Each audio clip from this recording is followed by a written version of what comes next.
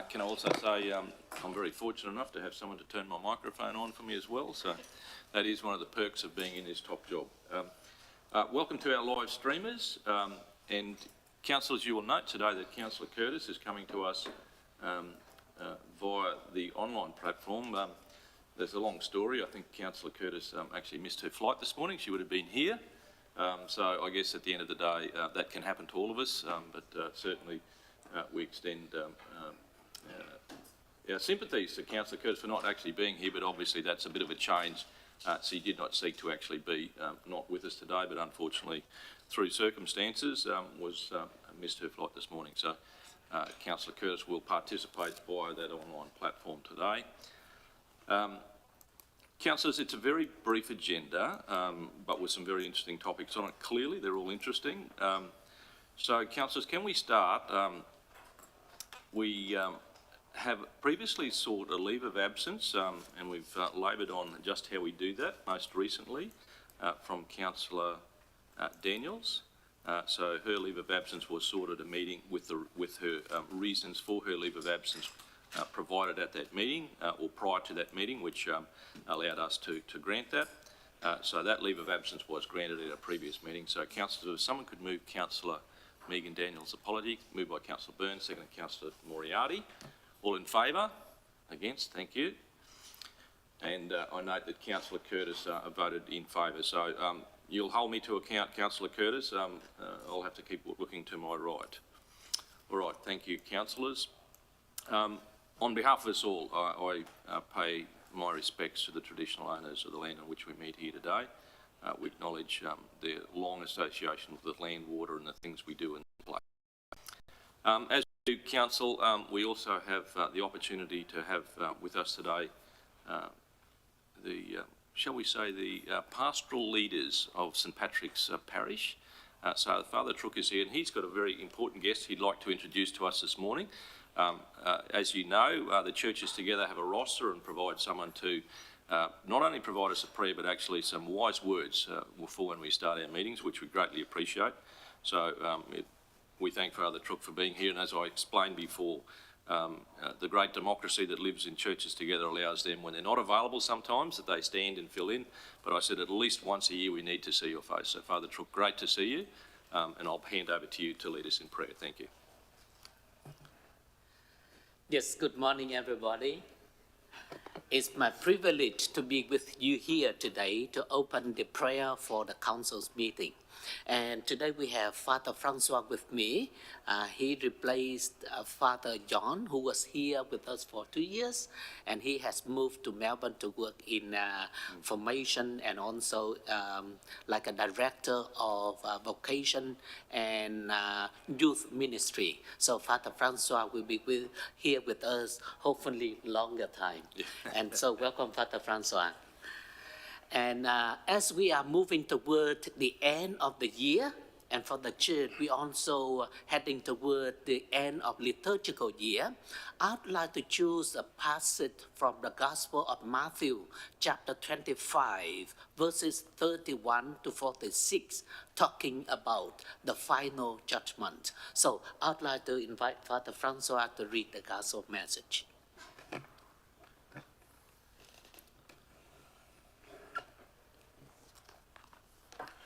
The Lord be with you and with your spirits. Jesus said to his disciples, "When the Son of Man comes in his glory, escorted by all the angels, then he will take his seat on his throne of glory.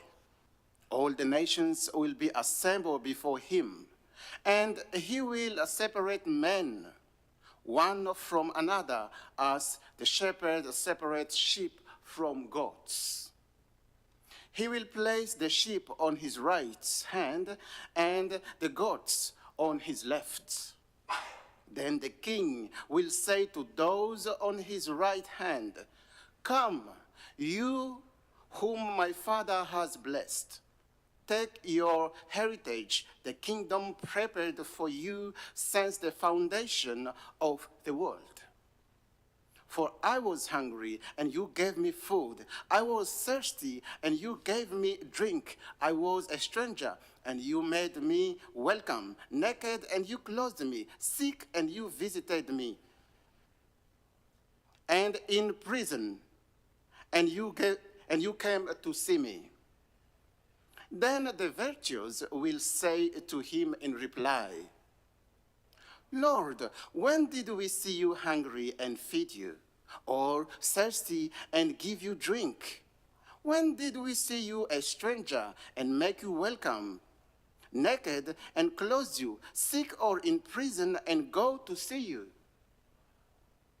And the king will answer, I tell you solemnly, insofar as you did this to one of these least of brothers of mine, you did it to me. Next, he will say to those on his left hand, Go away from me, with your curse upon you, to the eternal fire prepared for the devil and his angels. For I was hungry, and you never gave me food. I was thirsty, and you never gave me anything to drink. I was a stranger, and you never made me welcome. Naked, and you never clothed me. Sick and in prison, and you never visited me. Then it will be their turn to ask, Lord, when did we see you hungry or thirsty, a stranger or naked, sick or in prison, and did not come to your help? Then he will answer, I tell you solemnly, insofar as you neglected to do this to the one of these, the least of these my brothers and sisters, you neglected to do it to me. And they will go away to eternal punishment, and the virtuous to eternal life. The Gospel of the Lord. Praise to you, Lord Jesus Christ. Yes, my dear friends. Firstly, my feeling of working here for the last nearly 3 years, I really love this place. It is a perfect place for working, and there's a close relationship between different denomination churches together under this very council, and the council invite us together here to gather for meal, for friendship, for different activities, and I believe that this council has done a great job to gather people together as families, as friends, so that is great. However, there are always things for us to improve, and one of the way that we are called today is the gospel clearly say that whatever we do to one of the least of our brothers and sisters, we are doing it for God, and whatever we do not do it to others, we do not do it to God. And as leaders, we are called to model our life on the life of Jesus, in which he says that I have come not to be served, but to serve. And he gave us an example through his own life. And the Last Supper, he was the one who washed his disciples' feet. That is kind of serving servant.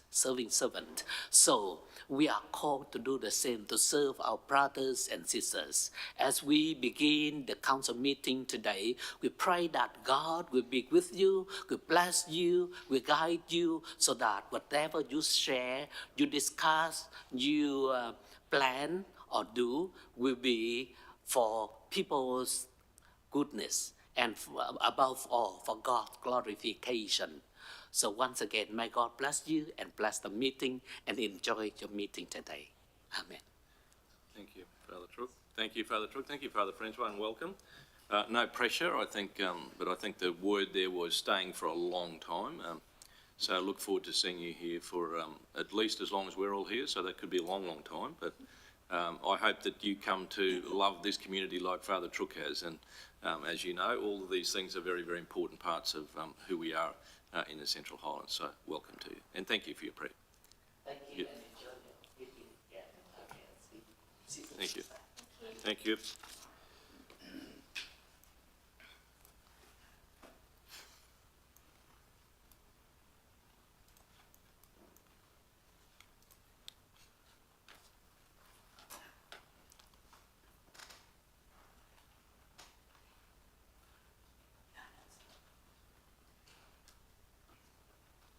the doors to our church are always open, so.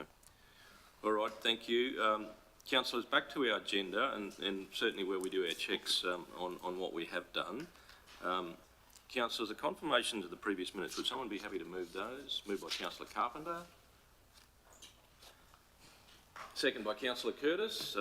Got in early. Thank you, Councillor Curtis. So can we just run your eyes over those, please, just to make sure that they're a proper and correct record? And that was from the 26th of October, remiss of me to say that, which was in Springshaw, and certainly was a great day, and thank you to our Springshaw councillors for getting us around over there and having a look at some really interesting things. Councillors, anything in there? All good? Well, it's been moved and seconded, councillors. All in favour? I note Councillor Curtis has voted in favour. Against? Thank you, councillors, that's carried. Any business arising out of those?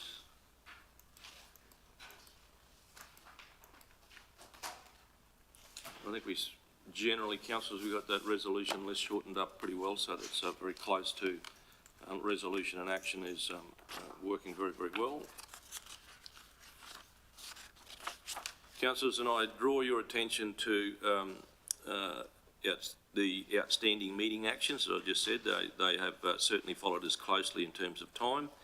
Upcoming agenda items, if there is anything or a prioritisation you'd like to see changed, there's an opportunity to do that, so please take that opportunity if you see fit.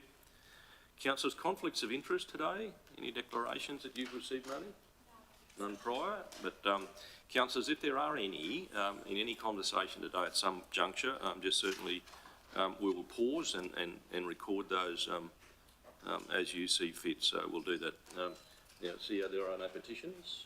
No new petitions, Mayor. No new petitions. No new petitions. All right, councillors, we get to our decision action reports. That first one being under the hand of our Chief Financial Officer, Arun Dios, and that relates to our 2022-23 Budget Review 1. I'll hand over to you, Arun, if you can start that agenda item for us. Thank you. Thank you, and through you, Mr. Mayor. Good morning, councillors.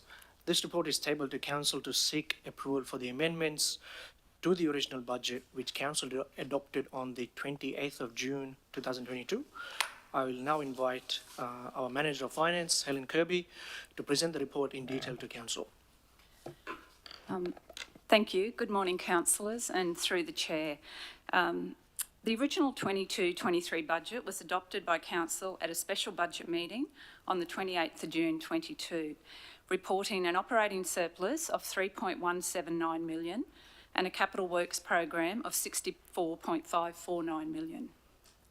Our conservative approach is adopted when reviewing the budget in the early stage of the financial year, due to the possibility that revenue targets may not be achieved or unavoidable additional expenditure will arise throughout the year. As part of the budget review process, business areas provide detailed submissions for all requested amendments to the approved budget position. Managers are required to identify savings from within their own operational areas before looking to the wider organisation to fund proposed expenditure increases.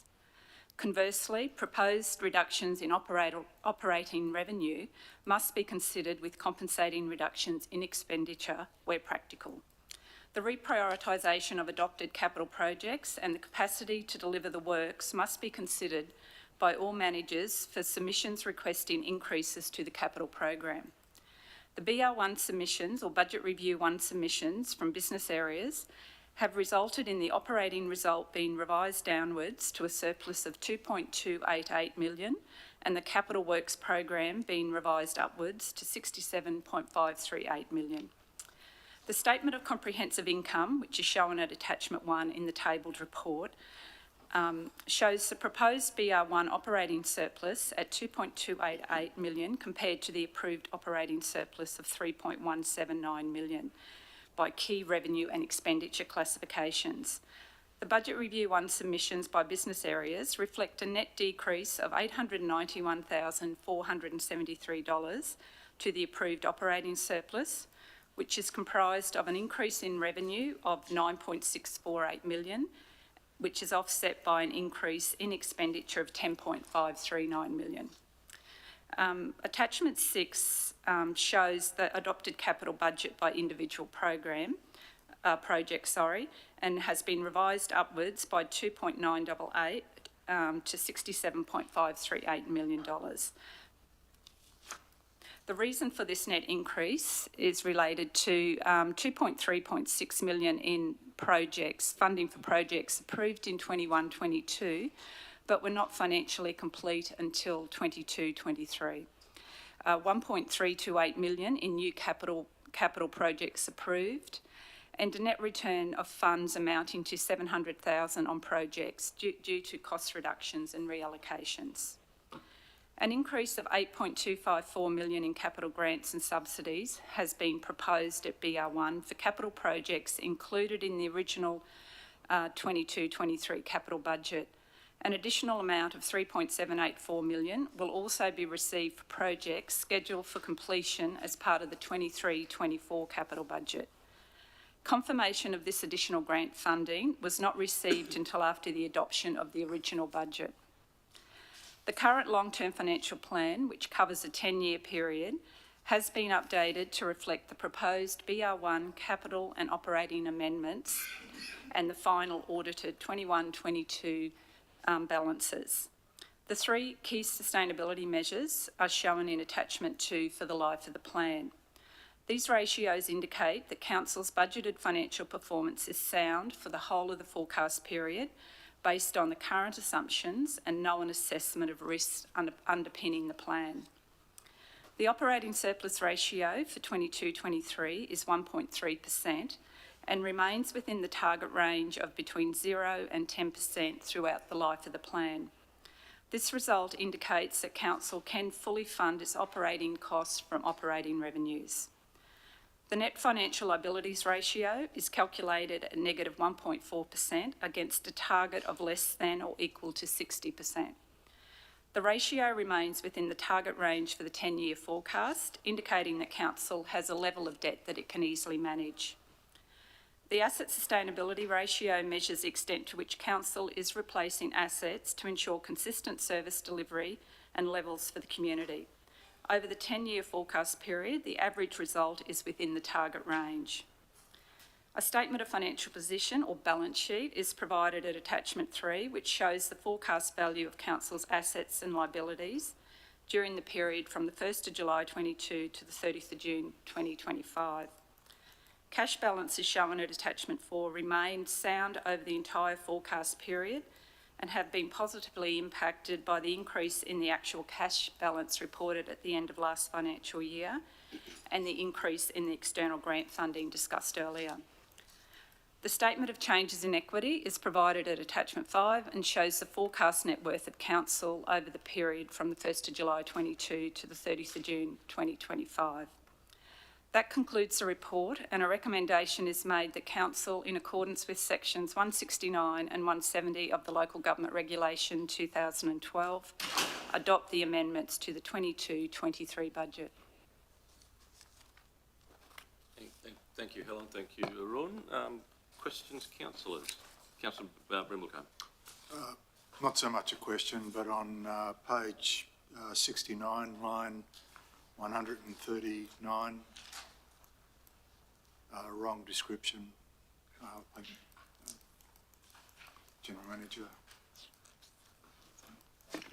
Thank you, Councillor Brimblecombe. Yes, apologies for the error. So the project definition there of Bonnie Doon Road is correct, and the $250,000 is for design of Bonnie Doon Road this year. If the budget is obviously was successful or goes through that process with the federal budget, which was recently announced, so we're just seeking some clarification with regard to that. However, the description, which is SCADA upgrade and relates to a water project, not to Bonnie Doon Road itself. So apologies for that, and I'll make sure that definition of the project is changed. Thanks, Councillor Brimblecombe. Councillor Moriarty. Thank you very much. Just a couple of comments and then a couple of questions, please, Mr. Mayor. Excuse me. First off, I did note on page 54 of my agenda, under communication and engagement, excuse me, the proposed amendments to Council's 2022-23 original budget have been reviewed and endorsed by councillors and executive leadership team at a budget review workshop. I would have thought it would have been just reviewed. Just a comment. Thank you very much for including the financial position statement or the balance sheet, because I know that we agreed not to do that monthly, but have that quarterly. So thank you very much for bringing that back. My first question, I have two.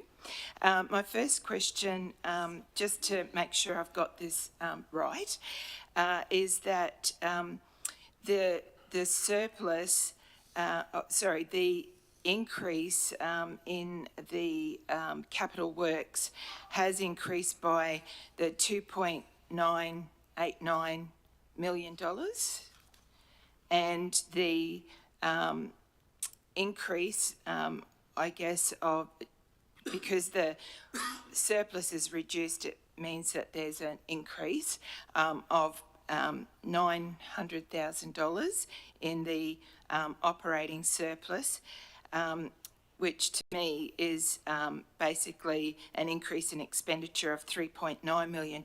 But my question is that, just for clarification, that when we talk about the operating surplus being at reduced to $2.288 million, that is the whole operating surplus, not just the operational, as opposed to capital works. That's the overall operational surplus.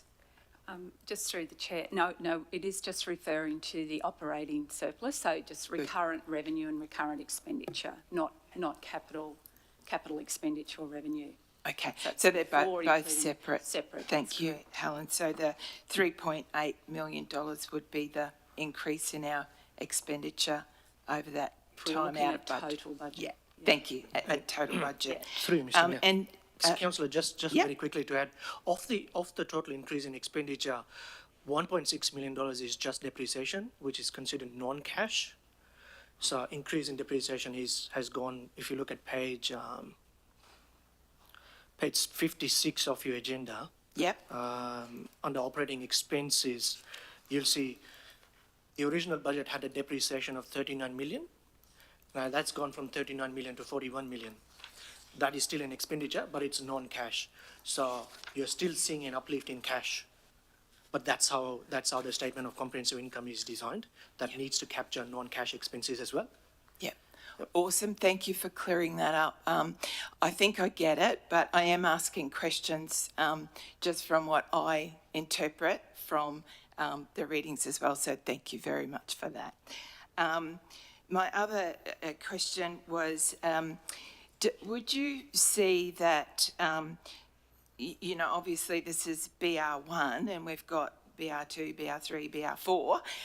So even though there's an increase in the capital works, this BR1, given that everyone's facing lots of blowouts with costs, that would you be thinking that with the maybe in the other reviews that perhaps that might actually kind of balance out, or are you thinking that it will probably continue to increase, which is fortunate we've got our surplus there, but...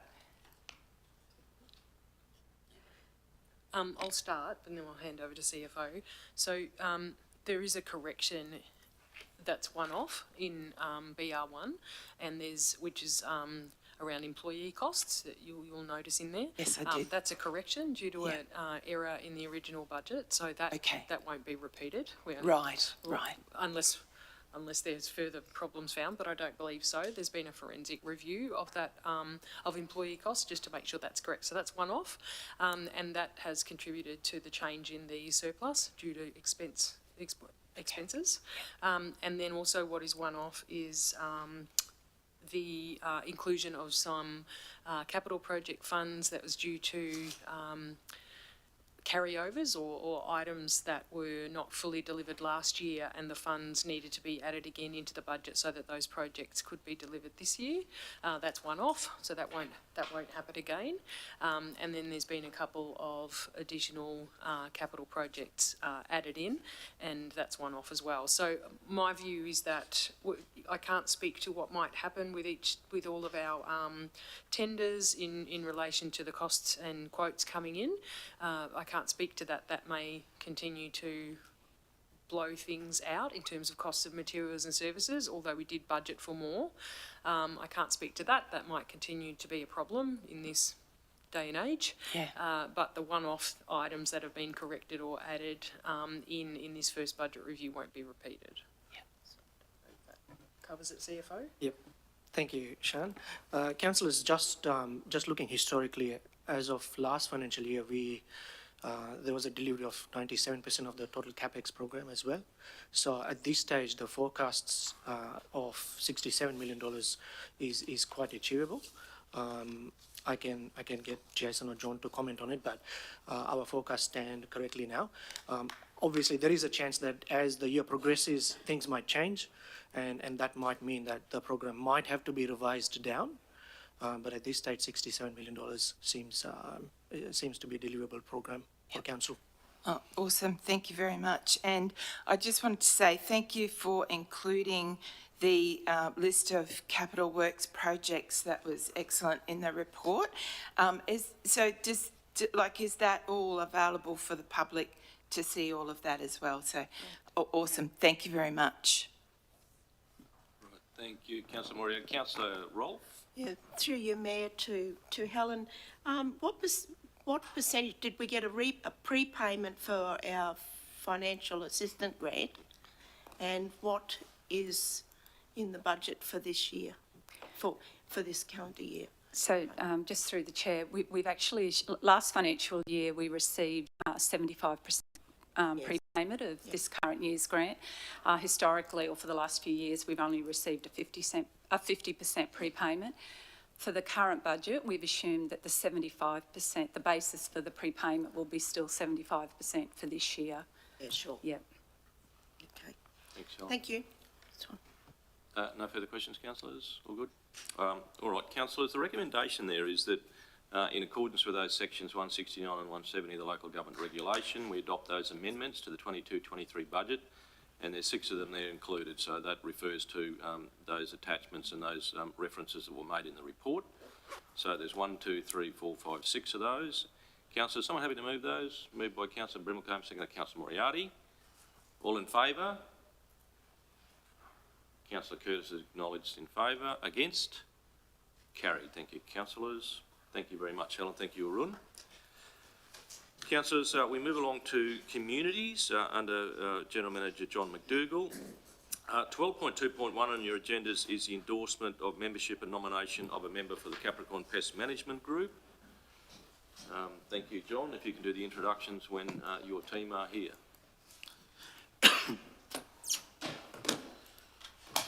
Thank you, Mr. Mayor. Good morning, councillors. Very proud to say the report this morning for decision is around us as a council re-entering the Capricorn Pest Management Group as a member. Historically, council has been a member, and previous councils that I've been involved with and worked with have had heavy involvement in this and had really good traction with getting some great results out of this particular very active group. So I'll hand over to Kate and to Michelle to walk through the report, and I'm happy to take any questions on the way through. Thank you. Thank you, John. Through the Mayor, councillors, as John has said, we are excited to be bringing this report to you today. The Capricorn Pest Management Group does some great work across the region. We have attended the first AGM. Both Michelle and Susie Walters, our Rural Land Officer, attended that meeting, and it was a great opportunity to re-network with a lot of our colleagues in the adjoining councils. We're also pleased to say that with CPMG's support, we will be putting on our first of our wild dog trapping workshops. The first of those will occur on the 14th and the 15th of December in Springshaw, and we will be able to put that on for up to 12 local participants to come and attend that for free. And we've got a second location in Doringa that will be occurring in March. So councillors, as the report suggests today, obviously that there's some key main objectives that we feel with the support of being part of that CPMG group that will probably have better opportunities in terms of achieving some better funding going for grants around this particular space. But today is also about not only rejoining as an ordinary member of that group, but also to look for a councillor or councillors to be identified to join the Capricorn Mass Management Group and also to attend the upcoming meetings. So councillors, I just put the report to you for your decision. Thank you, Kate. I know that there's obviously been a lot of discussion, and we, as a region, have recognised that, and you know, I guess it's always when something goes wrong, we start to look at things, but certainly every weed known to man has manifested itself this year. So I guess it's through that process, means to an end. I guess we understand that there clearly is a need, certainly for some action. And I guess a reflection on what traditionally has been done and the capability and resources we have to actually deal with that. And it is become clear, running concurrently with that, is that certainly the collective effort seems to be what government is interested in, and certainly partnerships need that capacity. So it certainly was pleasing to see that it's on the table, and certainly every other local government, fortunately, has shared probably the same climatic and seasonal conditions that we've had, and there is a very, very strong focus on the activities of the group. I think most of you would be familiar with the fact that there's been a fantastic little handbook that particular group sponsored and encouraged over a number of years. It's almost like the Margaret Fulton cookbook. So anyone that wants to identify, well, that's probably a bit of ageism showing there, sorry folks, but the reality is that book is a useful tool. I think we all use it, and I suppose more than that, it's that representation that group has and the reputation it has across the central Queensland area. So we would hope, I guess, that perhaps our participation will encourage some better outcomes there. So, Councillor Moriarty, you had a question? Good. Thank you very much. Yeah, absolutely support collaborative efforts for sure. But I was just curious, and perhaps it's in here, I didn't notice, but just wanted to ask the question, we've got the Constitution, obviously everything is all laid out, but I just noticed that you've got here on page 79 that the next CPMG meeting is scheduled to be held on the 10th of November 2022, hosted by Gladstone Area Water Board. I was just wondering, is that the entity that looks after all the funding, the money? You know, like you've got the Constitution, but who handles the money to and membership, etc.? Yeah, no worries. So Councillor Moriarty, through the chair, sorry. Councillor Moriarty, so the reason why it's at the Gladstone Water Board is that the president, Jamie Petrie, is actually a, I can't remember his title off the top of my head, sorry, but that's where he works, so he's part of that. That board is part of the group as well, in addition to the local governments, because there is a lot of work that the Gladstone Area Board do in that space as well, in terms of their pest and weed management for the area that they control. In terms of the actual entity at the moment, so Councillor Ellen Smith from the Rockhampton Regional Council is the primary contact for the CPMG, and at the moment that the body, they actually hold the money that supports the CPMG at the moment on behalf of all of the members. That's my understanding. Yeah, good. Thank you very much. Thanks, Councillor Moriarty. Councillor Robb. Yes, so Mayor, through the Stock Routes Advisory Committee on LGAQ, Josh Dyke, yep, they're developing up a dashboard and mapping program of pest and weeds throughout the council areas in Queensland. in consultation with the department as well, so various departments. With that, I would like to nominate for the position on the CPMG, being able to collaborate between the advisory group and LJQ and the pest management group, if that's, thanks. All right, thanks, Councillor Off. We'll keep that in mind. Councillor Burns? Yeah, just quick question. I'm not against this, but why did we leave in the first place like the last time? You were saying we're rejoining. So. That is a good question. And I guess that was probably the bit of the conversation. I'll let Kate answer this, but I'm not sure at some stage there was I know Councillor Neil Fisher, this is my recollection, there was some interest there and some potential membership sort of was very, very steady.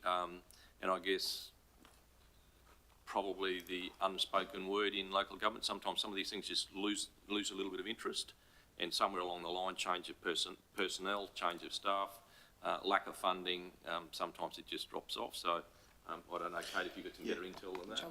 Mr Mayor, through the chair, the Mayor's hit that on the head. It was certainly around the value for money piece, and you know, the Mayor's exactly right. Some of these groups do wane and grow, and at the moment, and I think it's fair to say probably for the last 3 to 4 years, there's been some different leadership in this space, and it's in a very, very good space. And the funding that this group in particular has gained, the support that it's providing, even from a resourcing perspective for local governments, there is absolute value for us being involved here. So I think let's judge it on where we're at the moment, not so much what's happened in the past. Sorry, and I genuinely feel there is you know, value for money here, and a lot of outcomes that we will achieve out of this. That's for sure. This will also sort of form part, I suppose, council, as we committed to a few meetings back now, coming back to council with our approach, I suppose, moving forward regarding pest, particularly weeds in animals, but particularly pest weeds. So I'll take the opportunity while Michelle is sitting here to just reiterate that will come back to you as a council, a multi-pronged approach to dealing with this and managing this in the future. Albeit we're in a great season, that will probably turn at some stage, but we do need to put in some better measures to manage particularly our pest weeds, significant issue at the moment.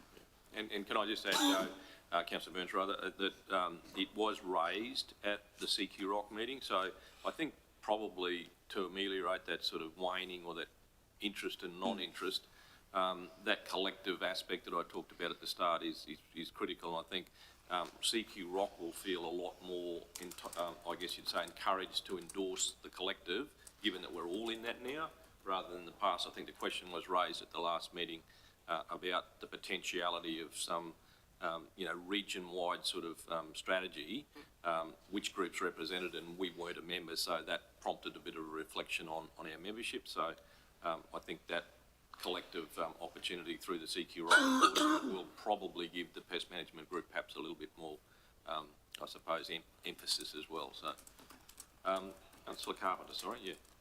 Thank you. My question is around the number of members from the other councillors. There's 2 members from each council, so why is there a particular reason why we're only looking at sending 1? Through the chair, the only reason being, I suppose, we're just stepping back into this space. The other member is normally a backup position or a proxy, if that makes sense. So more than happy, councillors. We just didn't want to be too forthright in saying that we wanted to, but if there is 2 of you that are very keen to step into the space, that would be a fantastic outcome for us. Thanks for asking the question, Councillor Carpenter. I was going to ask whether or not we could nominate a proxy, so if you're happy to do that, we can do that. Councillor Sypher? It's my question as well, actually, because I think to spread the workload, very supportive of the mayor, of the deputy mayor being nominated, because it links in very well with her other role. But the workload, I just would like to see if we could possibly nominate two councillors for that, to spread the workload a little bit and support the deputy mayor. Yeah. Thank you, Councillor Sypher.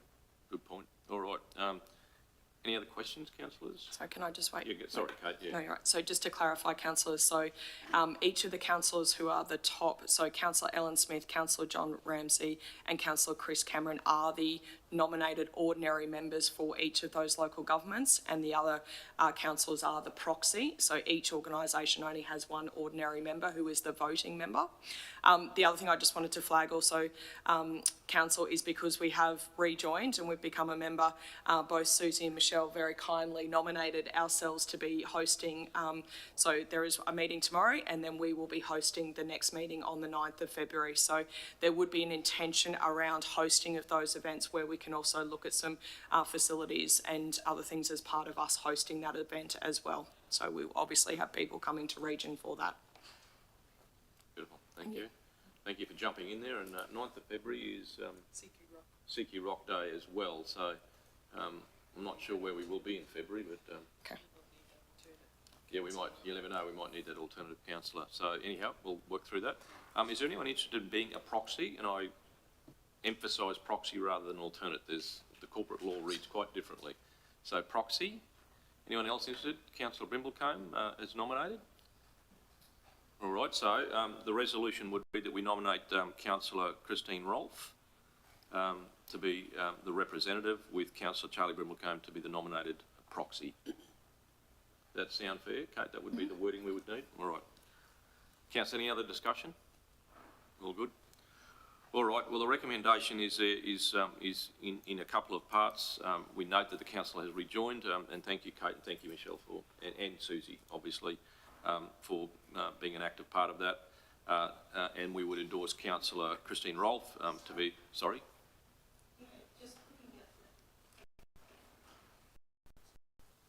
Do you need to endorse Councillor Christine Rolfe as the ordinary member? Yes. Sorry. Pleased to have these corporate minds in the And Councillor Charlie as the nominated proxy. Thanks.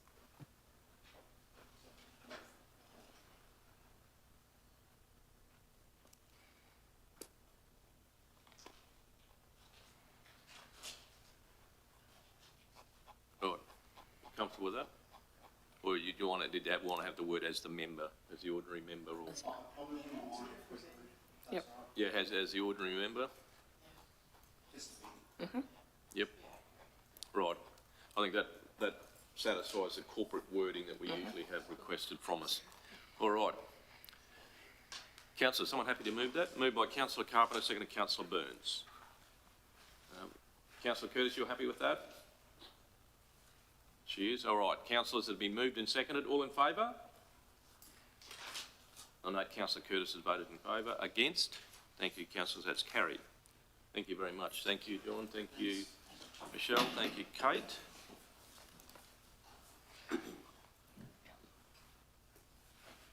All right, councillors. 12.2.2 is a development application for material change of use on the Bilborough-Eden-Galba Road. This sits under John's stewardship again. John, if you could lead this off, thank you. Thank you, Mr Mayor. I will hand straight over to my planning and development team, Kate and Rebecca, to walk through this report. And as always, councillors, happy to take any questions on the way through. Thank you. No worries. Thank you, John. Through the chair, councillors, we have briefly spoken to you about this development application. So the development application has been lodged for the material change of use for medium impact. It also has an associated relevant environmental activity associated with it as well. I think it's important to note, councillors, that the reason why it is coming to you today was because of the submissions that were received as part of this development application, and in accordance with our procedure around decision-making framework. Because of the level of interest that it has had, it has come to council for decision today.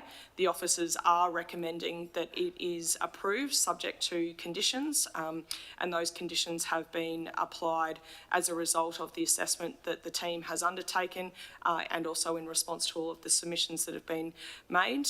Councillors, you'll note we previously spoke to you around, I guess, what we would call difficult to locate type uses across our region, and in accordance with the Planning Act, a lot of, I guess we work within a performance-based system. So this application has been very thoroughly assessed by Rebecca in particular as part of that, and I'll let Rebecca take you through some of the key details and how we've addressed, I guess, any of the potential non-compliances with the scheme and how they've been associated with the conditions. So I'll hand over to Rebecca to give you that detail. Thank you, councillors. Thanks, Kate. Through the chair, good morning, councillors.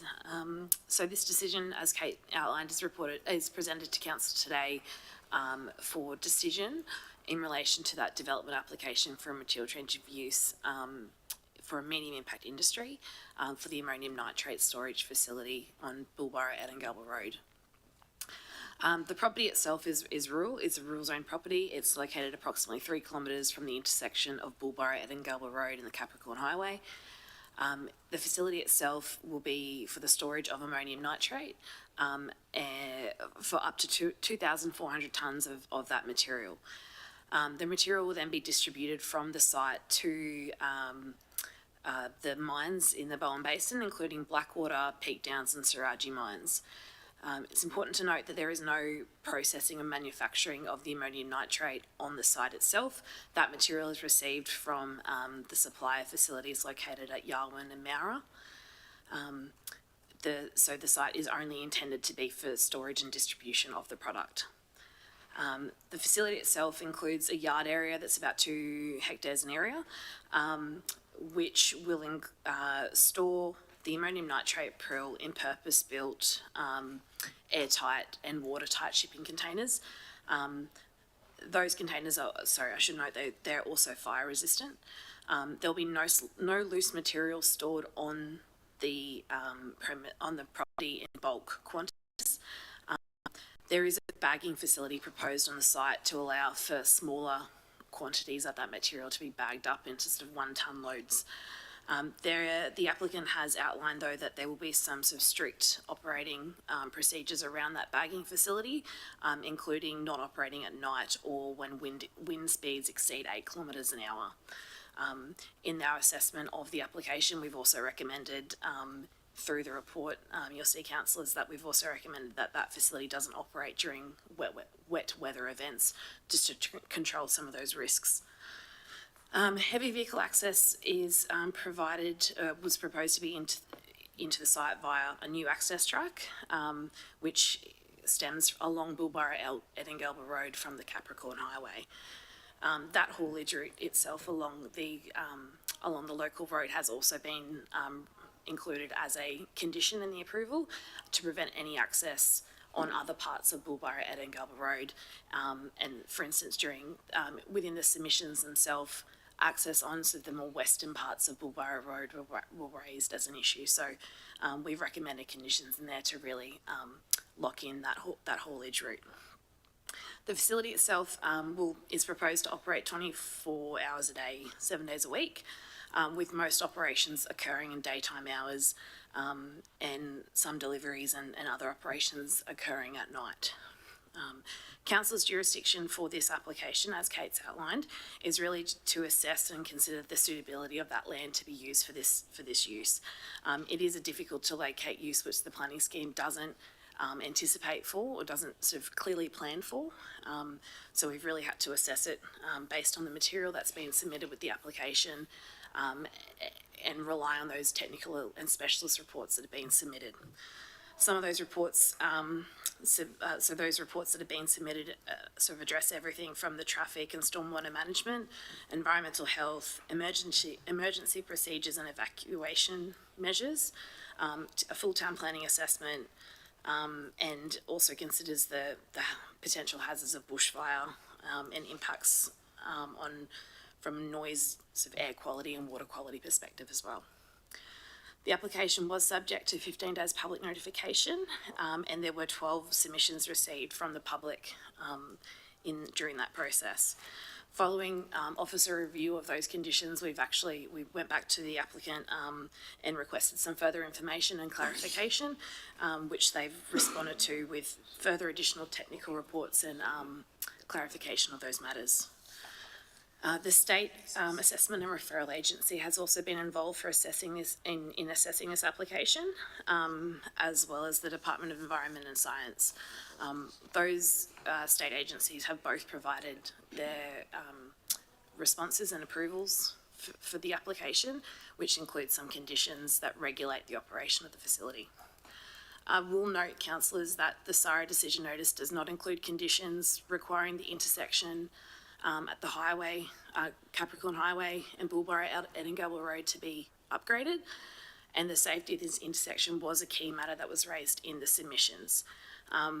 Just yesterday, we received a letter from Kalari, Kalari's General Manager of Operations, which basically, which outlines or provides written commitment that the use will not commence operations until that intersection upgrade has been completed.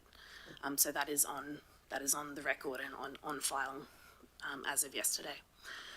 It is also understood that these upgrades will be required for the operator to also obtain the approval from the National Heavy Vehicle Regulator as well. So following the assessment, that officers, including myself and the team in Infrastructure and Utilities and Environmental Health, we're satisfied that the application complies with the relevant assessment benchmarks in the planning scheme, and have recommended the application be approved subject to those conditions which are outlined in the officer's report. If approved, the development will be current for 6 years, and the application will also attract infrastructure charges in line with Council's charges resolution. So because of the way the infrastructure charges resolution is set up, the charge will be $720, and that is based on the gross floor area of the small amenities building rather than the actual use area and site area. So I'd just like to put that report to you, councillors, for decision, and I'm happy to take any questions that you may have. Thanks, Beck and Kate, and I appreciate there's a lot of technical details in these sorts of applications, particularly when it, as I say, it's an approval for something that is quite unique within the planning scheme. Councillors, questions or inquiries? And it might be useful, I'm not saying this, we're not as diligently following this as every other agenda item, but any reference to a point in there, please, can we follow it with a page number so we can all exactly follow? So in that case, if there is a question or a comment, then the planners can actually address that particular, I guess you'd say, question, because it would be useful to do that because there's quite some detail in here. So Councillor Cypher, first off. Thank you. It's more a clarification. These sort of developments can be rather sensitive in communities. So has there been any community engagement done, or that's not necessary because it's a development and the notification is the trigger for community to engage? Is that correct? Yeah, that's correct. Through the chair, Councillor Cypher. So the applicant has undertaken community public notification in line with the requirements under the Planning Act. So there's those key statutory requirements. I'm not aware of any additional engagement that's been undertaken with residents or community members outside of the minimum sort of statutory requirements. But they have certainly, I guess, met their statutory obligations for that. Yeah. So that's all the requirement is. That's correct, Councillor Cypher, and if I can, through the chair, Councillor Cypher, I think the other important component was once we received the submissions during that period of notification, we went back to the applicant with some further information. The applicant very diligently responded to the matters that were raised in the submission that we put back in our request for further information. The applicant actually went even further and addressed quite a few of the other additional matters that were actually raised in the submission as well. So that forms part of the common material and part of what's publicly available as well. So to be fair to say, though, that it's that applicant and then the submitter, and then you perform, I guess you'd say, the regulatory role in making sure that the submitter's responses are addressed by the applicant. So in a kind of a way, I know it's not a full face-to-face public consultation, but I guess it's that's the mechanism that you use. Yeah. Okay, thank you. Councillor Rolfe. Thanks, Mayor. Just on page 101, the number 3, the infrastructure conditions. So works, hang on.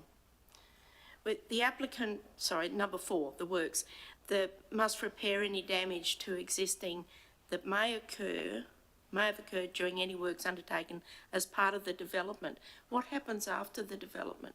Is it a continuation of works on their access road or on the Eden-Galba road? Thanks, Councillor Cypher. So through the chair, that's a very standard condition that's included, mainly for operational work. So if, for instance, damage was done by a contractor, there's that obligation to repair and make good any damage that is done.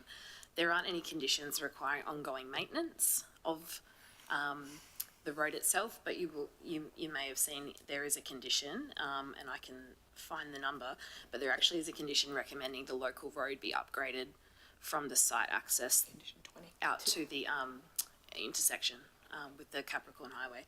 And Kate's just informed me that's condition 20D on page Yeah, I got 104. it. Thank you. Yep, no, that's fine. And just because it's not in here, but you said about the upgrade of the highway,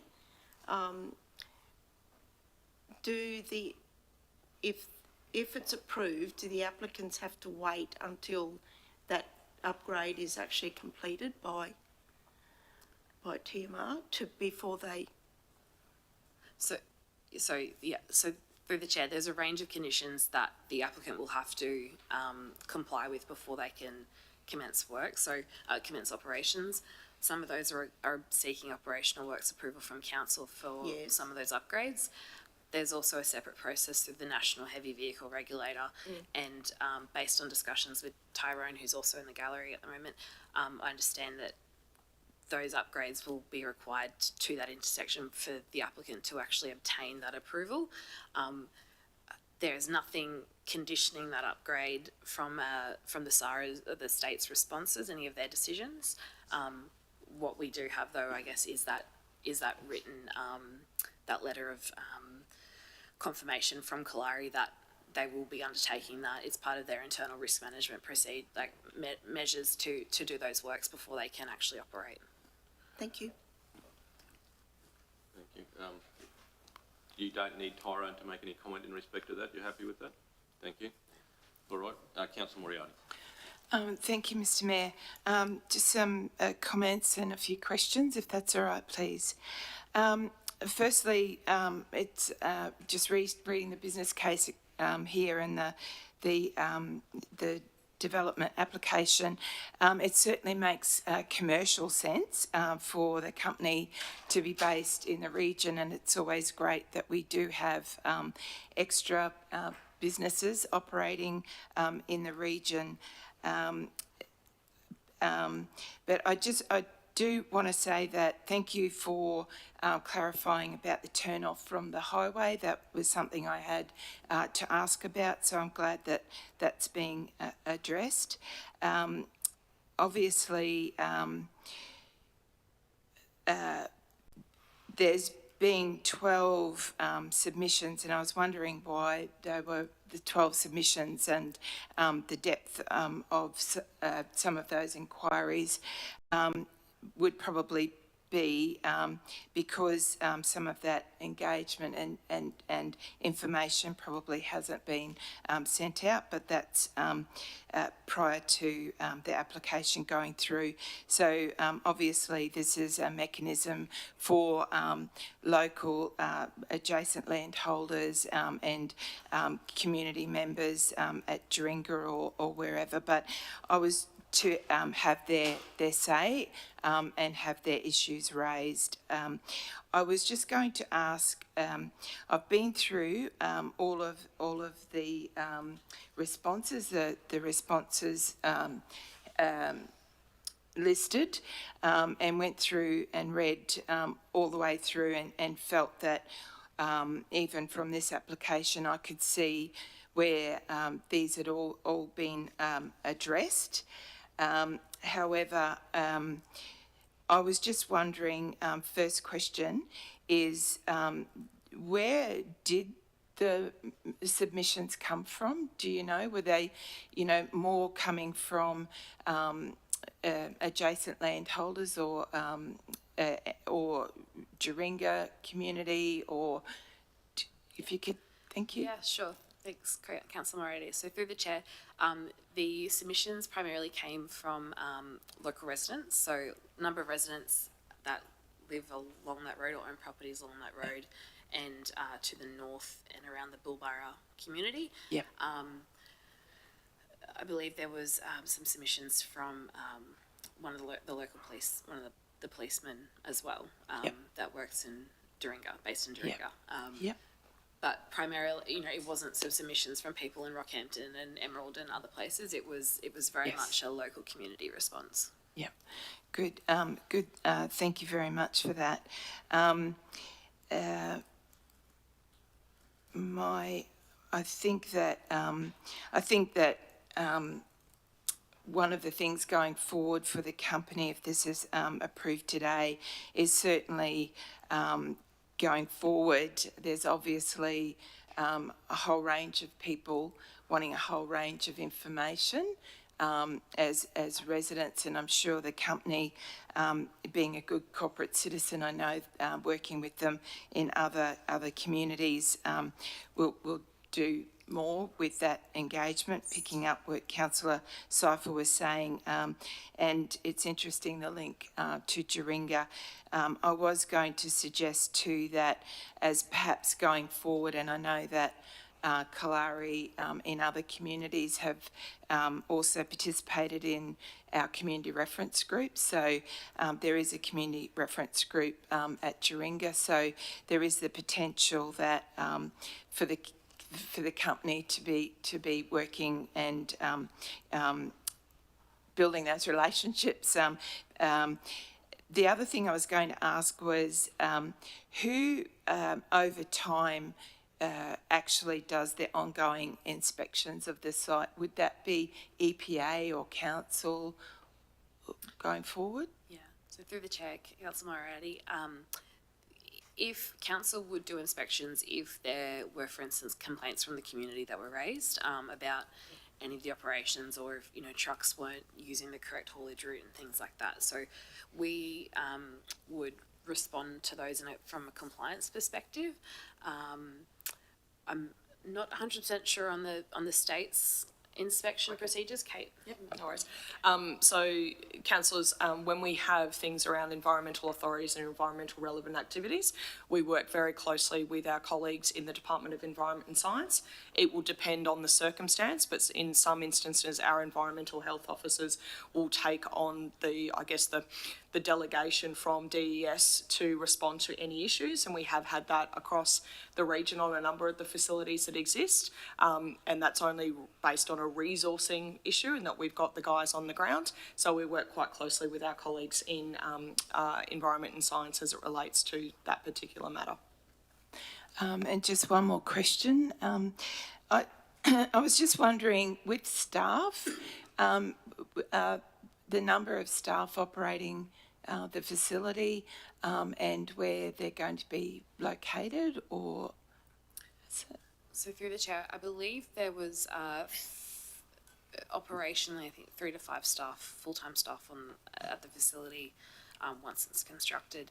And in the application material, the applicants identified that they would have a preference to use local contractors for the construction. And so, yeah, Good. locally based companies for that. Yeah, good.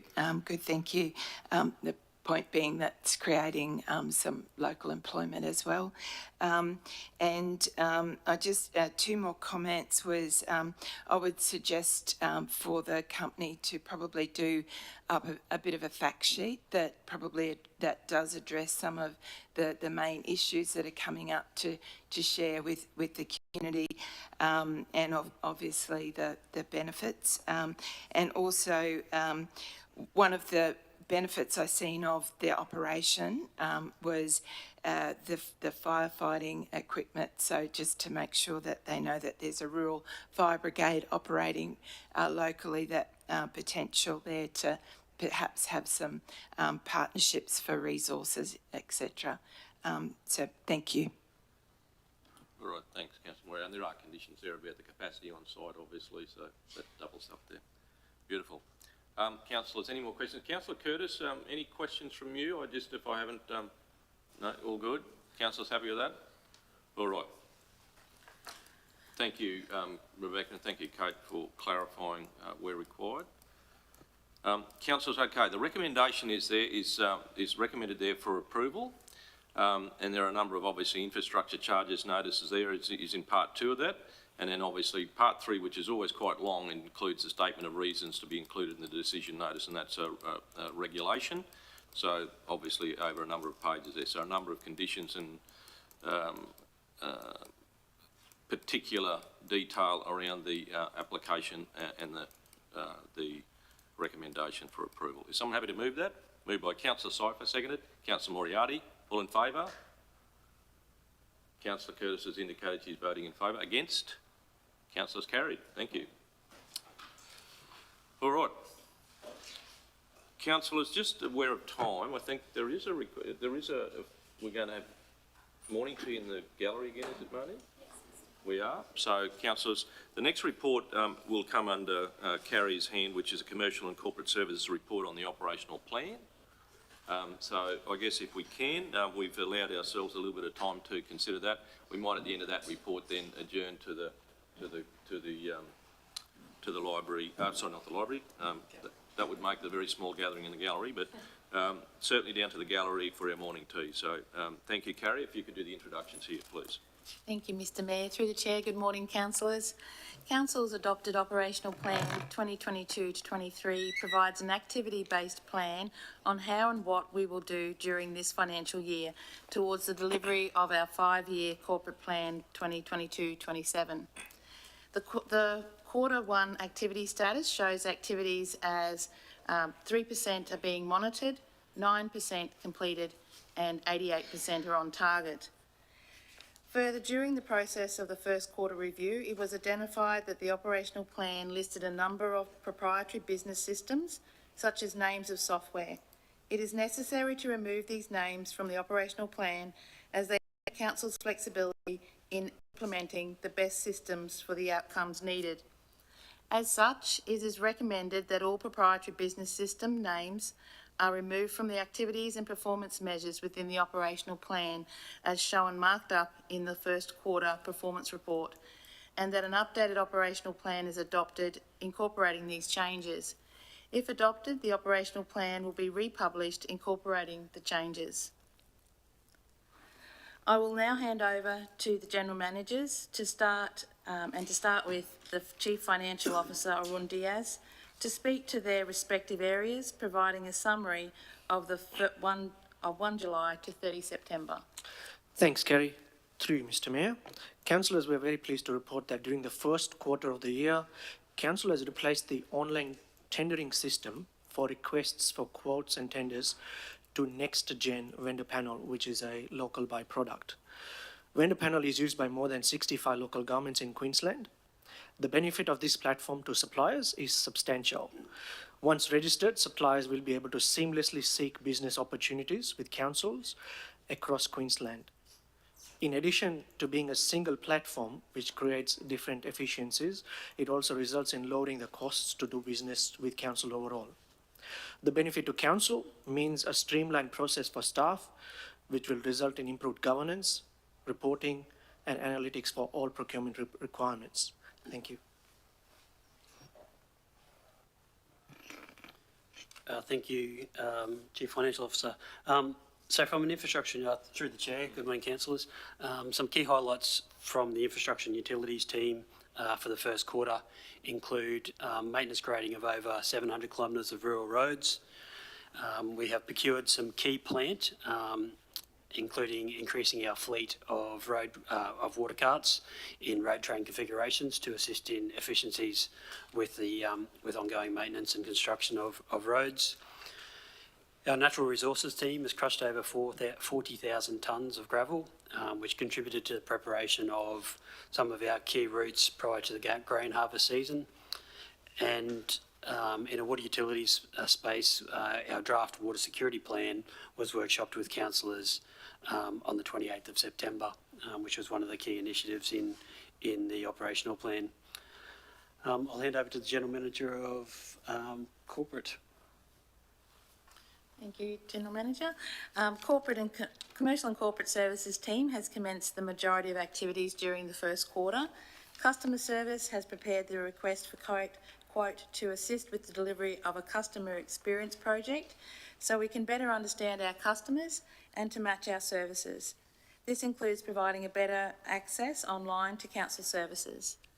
People and Culture has progressed the streamlining of our recruitment processes so as to, from the outset, potential new employees have a positive experience with council and we can find greater efficiencies. Safety and Wellness, in partnership with the council's departments, launched a new contractor management system and working with contractors to assist them with the process. And the Emerald Airport takes a continuous improvement approach to our income diversification opportunities. This first quarter has seen the release of an expression of interest for prospective tenants of the proposed Emerald Airport Southwest Precinct. And I now hand over to the General Manager of Communities to take you through his report. Thank you, General Manager. Good morning again, councillors. The Communities Department has had another busy first quarter for the year and a strong start. I would suggest some highlights for the quarter include the celebrations held in Blackwater on the 12th of July 2022. Approximately 850 people celebrated with the flag raising ceremony in Lions Park, followed by the march led by the traditional custodians and elders. Dances with the three Blackwater schools and the Bluff State School, company representatives and community members are all joined in the march, and I've got to say it's one of the largest and events that I've ever been involved with, so congratulations to all involved.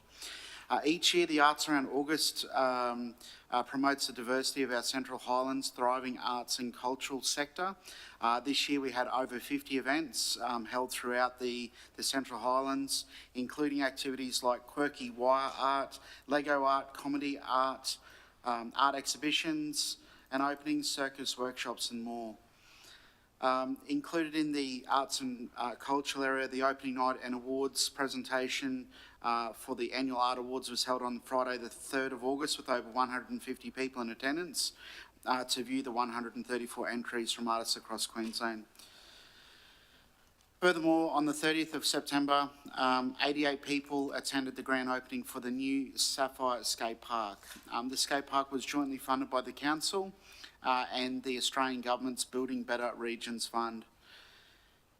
Furthermore, regarding funding, there were 24 applications received in round 2 of Council's community grants at a total eligible applications for totaling $151,819. This quarter also launched our first Council monthly printed newsletter, and those that have been involved in the community consultation groups over the period will know that this has been a want from community for a period of time. So it's up and running now, and we're really, really happy and proud that it's out there. We're hoping to get some great feedback on the locations where they are sitting at the moment. So by all means, councillors and public listening in online, grab a copy of the newsletter, and it's a really good read. So with that, though, I'll hand over to councillors for any questions. Well, thank you. Thank you, General Managers, and thank you, Kerry, for introducing it. Councillors, questions on any part of it? I see Councillor Cyphers first up. Sorry. Just one, I've got two questions. One to GM Houlihan. On page 412 of the agenda, I noticed with the capital projects, the Capella Dam repairs are on hold. Is that because they're actually full now and you can't do them, or? Yeah, through the chair, that's correct, Councillor. Yeah. The project was put in on the basis that there was some repairs needed to one of the dam walls. Unfortunately, or fortunately, whichever way you look at it, we've had to fill the dam twice over the last couple of months. So we just needed water to drop a little bit. So it's just on hold until we get to a point where we can access those dam walls safely. I thought that might have been it. I just wanted to clarify. And And my other one is to GM McDougall. With those printed out newsletters, how are you going to monitor the success of them?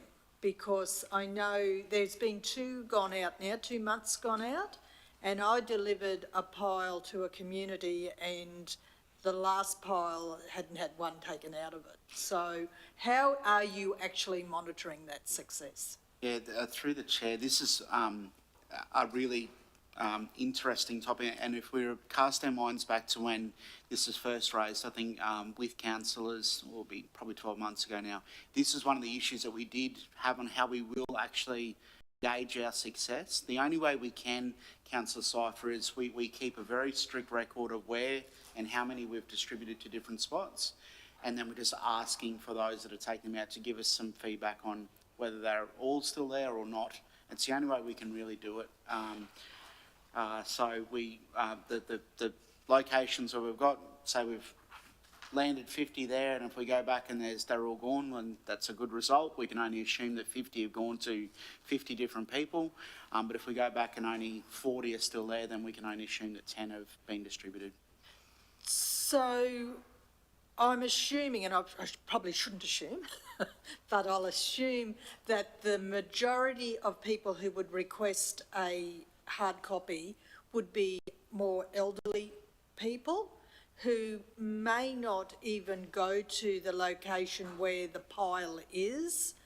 I don't know whether it's too labour intensive or what, but is it possible to sort of drop some off at locations where older people gather, like the aged care facility or aged where social groups or something like that? I don't really see that all aged people, if that's the target market for them, are going to go to a library or a office, council office, particularly for the only purpose of picking that up. For sure. Yeah.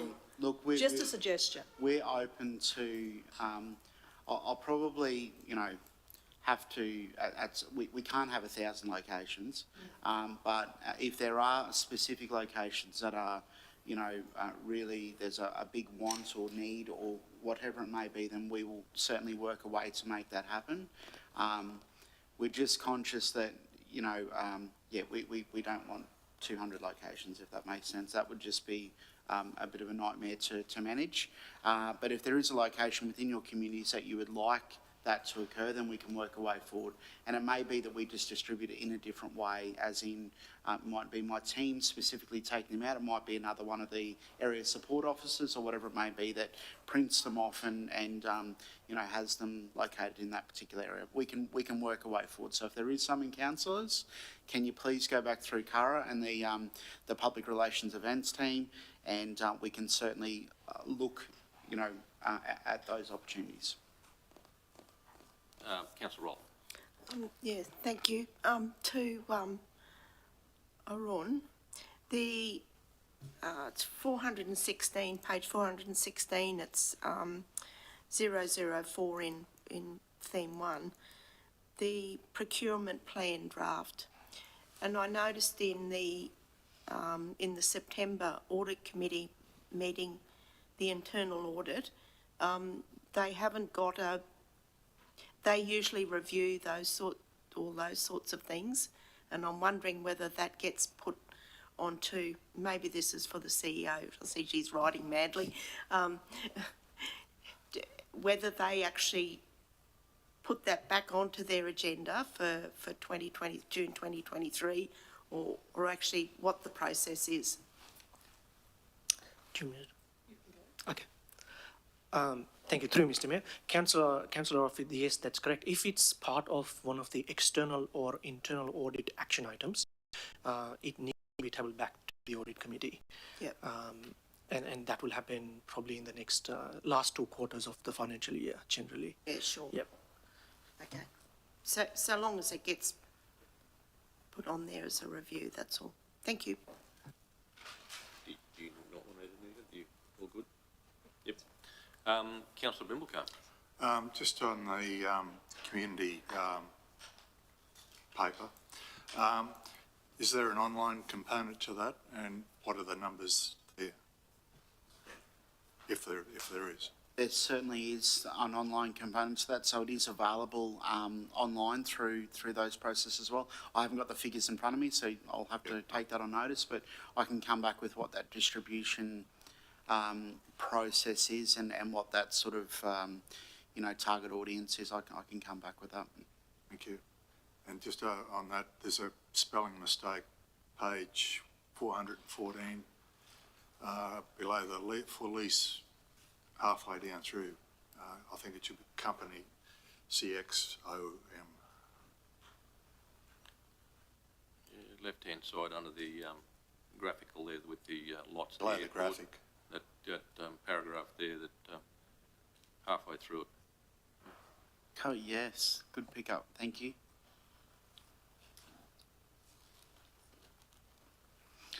I reckon we've looked at that count through the chair about 40 times, so fresh set of eyes. Thank you. Cara says she put that X in there deliberately just to see if you... That was just for you, Councillor Brimacombe. All right. Sorry, Councillor Moriarty. Thank you very much.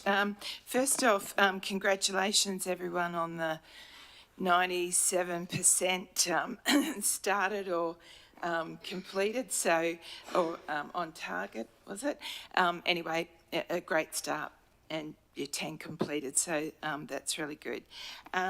Just to add to some of those comments, I was going to talk about the newsletter on page 451, so it's great that we've started talking about that. I was just so pleased because I didn't know that the newsletter had started being printed. I didn't know that it was coming out monthly, so that's wonderful. I'm just so pleased about that. But just to add there, that through the seniors lunch as part of some of our positive ageing, just so that people are familiar with the fact that at our seniors lunch this year at Capella, everyone was given a little poster, if you like, postcard sort of thing, where you could fill out if you wanted to be on the list to receive information from council. So I know as part of the Positive Ageing initiative at Emerald, we're working with our groups to send out anything electronically, as well as we're looking at posting out some things as well as linking in with the home library service, a whole range of things there. But just while we're on newsletters, I have got a couple of questions and comments. I noted that over the time, Council has been talking about newsletters, not just their own, but how they're going to be supporting other newsletters. So it might be something that I just raise here that to be talked about later, but I just wanted to raise there if there's been any other progress on which newsletters Council's supporting and which of those newsletters are community newsletters that Council's not supporting. I just think that still needs to be, I think you were looking at that. We were through the chair, and I'll take that on notice. There has been some work the team have done on that, but I'll, no doubt Carol will be listening online, and we will make sure that we get a briefing note of just where that is at. Awesome. And or not at, just so we can give you a bit of a briefing there. No worries at all. Yeah. We can do that. And I know, fortunately, we've got a newspaper starting up as well, so for the area, so that might assist. But I just had a couple of things to ask about. On page 426, item 037, which is the C under the strategy action of CH Resources Roundtable project. The CH Invest concept study is completed. I was just confused there. So,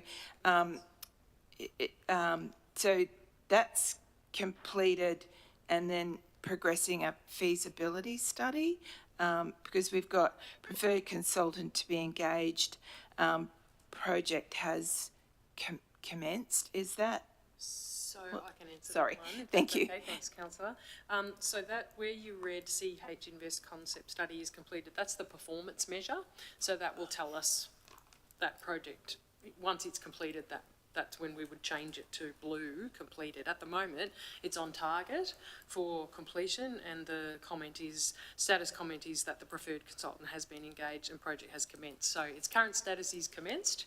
It's not completed yet. The performance measure, when it's completed, we will have met that performance measure. And just, is that something that council's paying for? Is that a project that council's paying for, or is that within the CHDC budget for that particular one? Do you want me to? Yeah, well, no, you can answer if you want. Yeah, so there's a contribution being made by multiple members of the roundtable to pay for that study, of which council is one. That has come through here. Yeah, awesome. I just think it's a great initiative. My second one was just to clarify for the community on page 431, item 052, corporate planning, performance and reporting framework, community visioning project to identify what is important to our community for regional and place-based perspective. So in case people are wondering what the community visioning is, basically it's a community plan is what council, basically that's another term for it. So just to clarify that for the community, they know that language. The other one was just to note on page 441, one of the questions I've been asked several times has been around the spa at the Emerald Aquatic Centre, just to make sure that it's noted here. So the item is 083, asset management plans, just to make sure that the community knows that is for disposal, so people do know that it is being removed from the aquatic centre. Is that correct? That is, yeah. Through the chair, that is correct. It's it will be removed, yes. And no plans to replace it for? Not, okay. Through the chair, not for that, not with another spa. It will be for another purpose there, but it won't be for a spa. Yeah, yeah, and that the context of people asking me about it was from that rehabilitation or passive exercise, aquatic exercises. So, and my only other comment, and again, congratulations, but I just thought that it was a little bit tricky for me because I was so used to reading the format for each of the departments under our previous operational plans, and then I was like, oh, on page 413, it took me a little bit to work out by department, but just a suggestion, just to like signpost or guide people's reading so that it does pop out a little bit at you. If there might be, I don't know, bolded the titles for some of the projects so that you can see under communities you're talking about, you know, this project or that. It sort of comes up at you out of the page because sometimes block reading like that, people don't always, they will take notice of things. But anyway, just a suggestion. And as we the Mayor mentioned before, Cara and the team, I just wanted to recognise Cara for all the great work she's been doing, seeing that she's going off on maternity leave next week. So, yeah, that's my comments. Thanks, Mr Mayor. Thank you, Councillor Moriarty. All right, councillors, the recommendation is that we receive that operational plan 2022-23 quarter one performance. And the second part of that is that we adopt an updated Central Highlands Regional Council Operation Plan incorporating amendments as marked in the Central Highlands Regional Council Operational Plan Q1 Performance Report to remove reference to proprietary business system names, as Carrie alluded to right at the start of the report. So is someone happy to move that? Moved by Councillor Burns, seconded by Councillor Moriarty. All in favour? I note Councillor Curtis has voted in favour. Against? Thank you, councillors. That is carried. Thank you, ELT. Thank you, live streamers. Hugh, you've just walked in at an inappropriate time. We're going for smoko, but you're welcome to join us. We will adjourn the meeting now. We'll come back at 11. We're going down to the gallery, Hugh, just by the way, for a bit of smoko down there. You're more than welcome to join us down there. We'll be back at 11, councillors, and we'll resume our meeting. So thank you, everyone.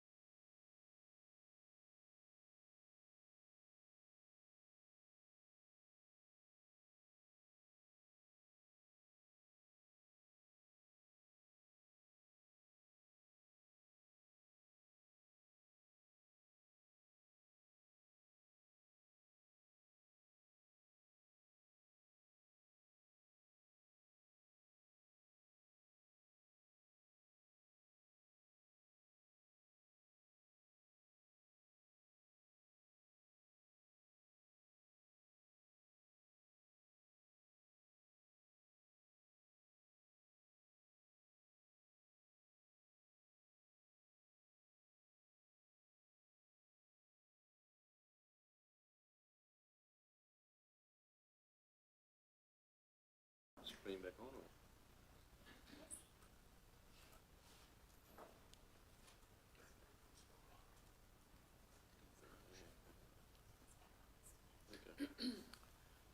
All right, councillors, and welcome back to our live streamers, and welcome back to our observers and all our executive leadership team. Councillors, you will note that Marnie's just put there that Councillor Rolfe is now has left the meeting for the day, so we've just recorded Councillor Rolfe had to leave early today, so to catch another appointment. Councillors, the next agenda item is in relation to a community consultation schedule for next year. This certainly sits squarely in the department with Carrie again. So this is in relation to, as I said, that the frequency for next year and some times which we generally have some input into. So Carrie, if you could lead us off, and Becca's here to deal with that. Thank you, Mr Mayor. Through the Chair, as the Mayor has explained, this report provides a proposed schedule and approach for Council's community consultations in 2023, and I now hand over to the Manager of Customer Service, Rebecca Brosnan, to speak to this report. Thank you, General Manager Knudsen. Through the Chair, this report provides an approach and proposed schedule for community consultations in 2023. The proposed schedule forward plans community consultations next year to assist councillors and council staff in the community to prepare and attend these forums. As councillors would be aware, there's been several changes or adjustments to the method of delivery of community consultations over the last few years, mainly in part due to COVID. But last year, we well and truly got back on track after a couple of rescheduled meetings at the beginning of the year. The proposed schedule reflects the status quo in terms of the approach to these forums next year.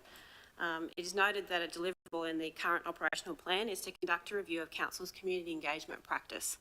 So feedback will be sought from Council via a number of councillor workshops in early 2023 to guide future engagement practices and approach.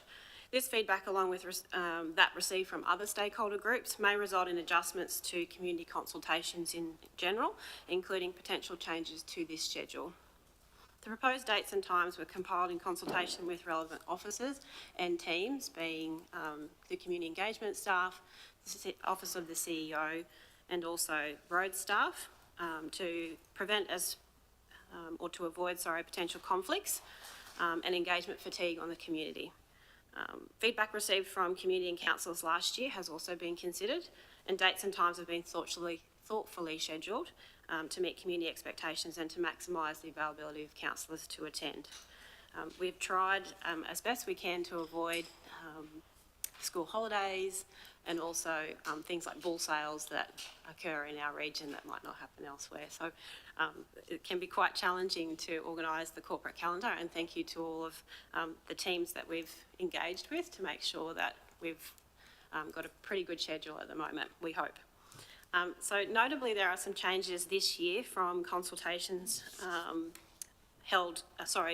proposed changes next year, and I'll just draw your attention to those. So Thierry was not included in this year, and that's due to extremely low attendance in 2019 and 2021 as well. So it was in last year's report that we suggested that we move to biannual community consultations for Thierry, so we've popped that back on the schedule this year.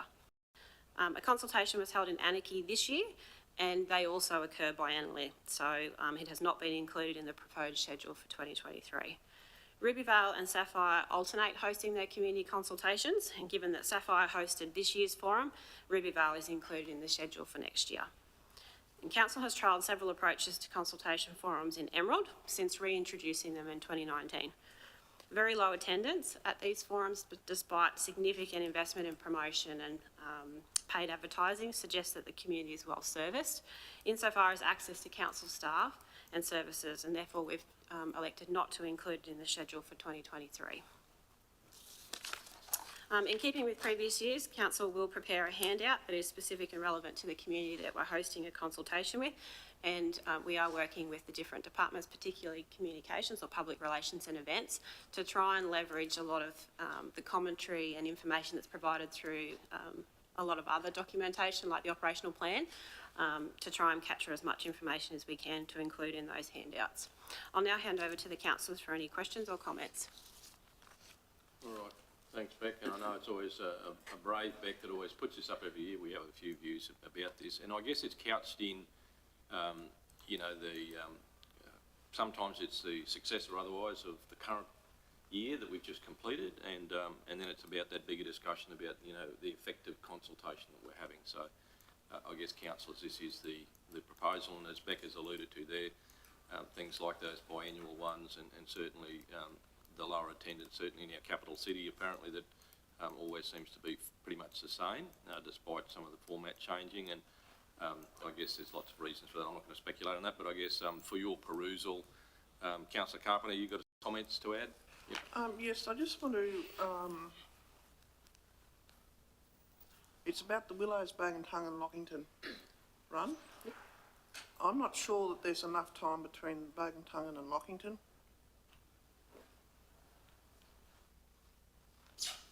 And but I can't remember, we didn't do that as three lots this year, did we? Yeah. Yeah. Through the chair, Fiona suggested that is a good run, and it works quite well at the moment. It is a big day for councillors, and we've tried to make sure that there isn't anything close by because it is quite a big day. But she runs a pretty tight ship, and she's suggested that this year to continue with that current format, but we're certainly open to change if you think otherwise, for sure. Okay, thanks. Thanks, Ian. Councillor Syphon. Thank you.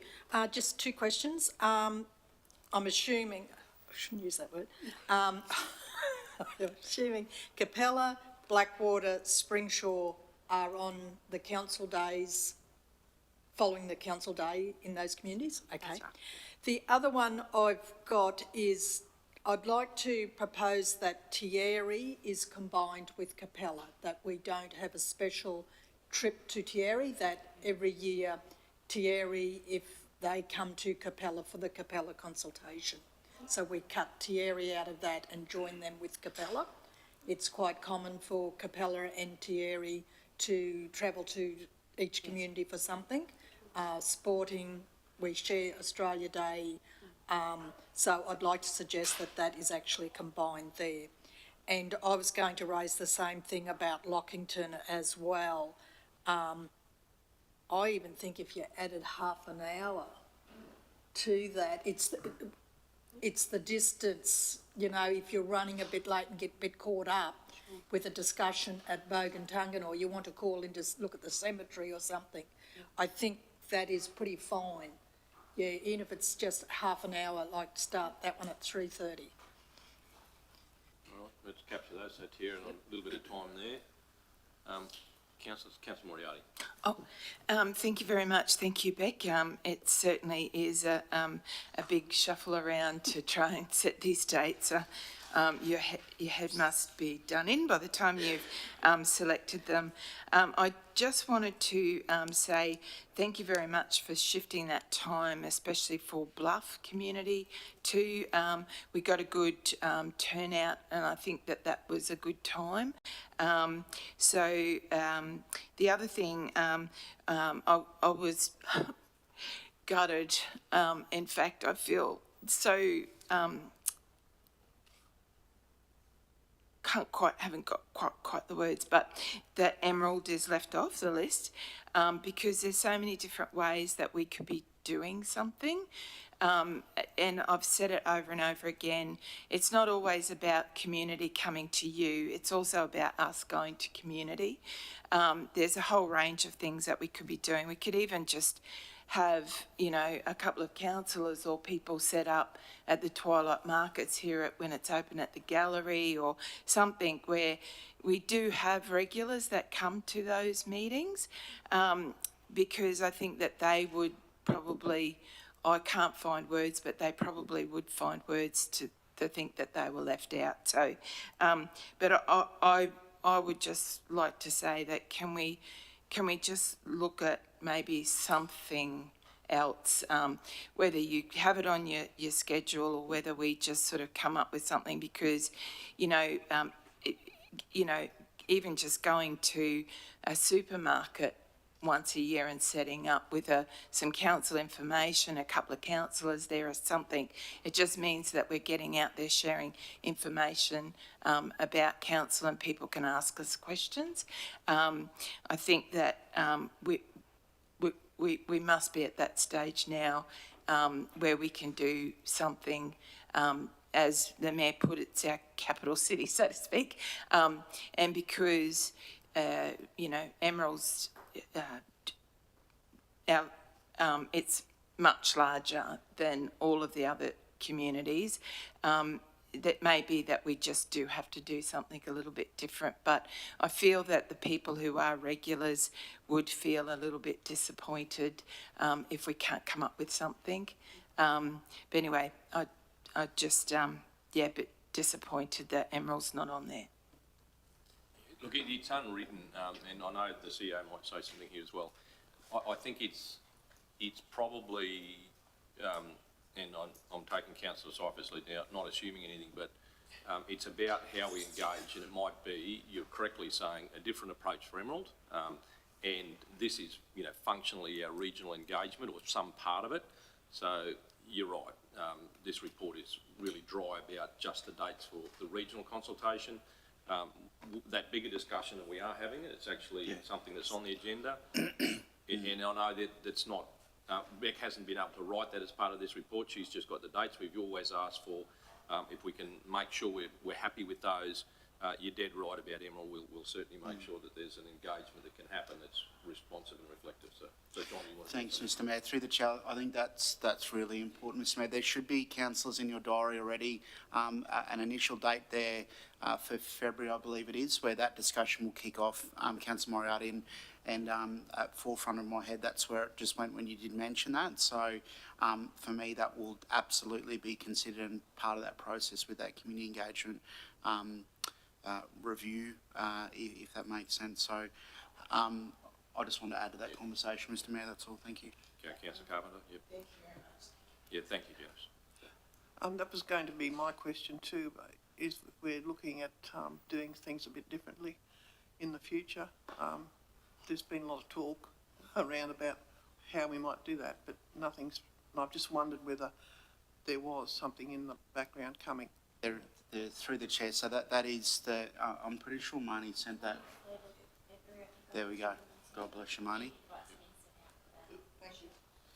And I think that will be participation from us all there in terms of, I know Beck's referred to the styles of some of the community consultation, and that will be that bigger discussion. So in lieu of, you know, we need to lock these dates in so at least the teams have got some, you know, tracking of where they're going to be. And then hopefully, I'm not sure all of it will fit in, but that what we discuss in February might guide how we take some of this forward. We'll still have the date and the time.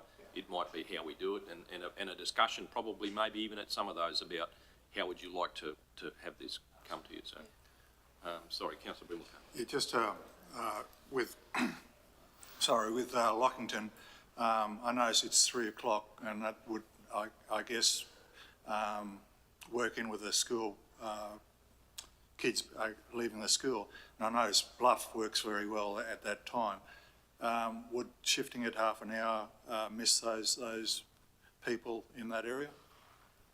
Through the chair, I think if as long as we communicated, they would probably hang around for it. It's not too bad. If we started at 4 o'clock or something like that, that might be too long. They would leave after school, but half an hour they're probably having a chit chat with other families and that sort of thing, and would hang around. And as you know, Charlie, I don't think anyone at Lockington's going down to the shops. No, I don't think that. They'll be staying there, so. Yeah, and there's hardly any kids at the school, That's right. so So go yeah. kids us off, yeah. Any other queries, questions? So, Beck, just in case to do the resolution, the proposal would be that in the resolution now we're going to agree to put Thierry in with Capella. Yep. Okay, sorry, it is up there. Yep. And obviously just the tinkering of that time. So what we adopt today will be that, and of course subject to potentially some slight amendments if interruptions happen during the year, and they inevitably do, even with community issues at those places. So, all right. So councillors happy with that?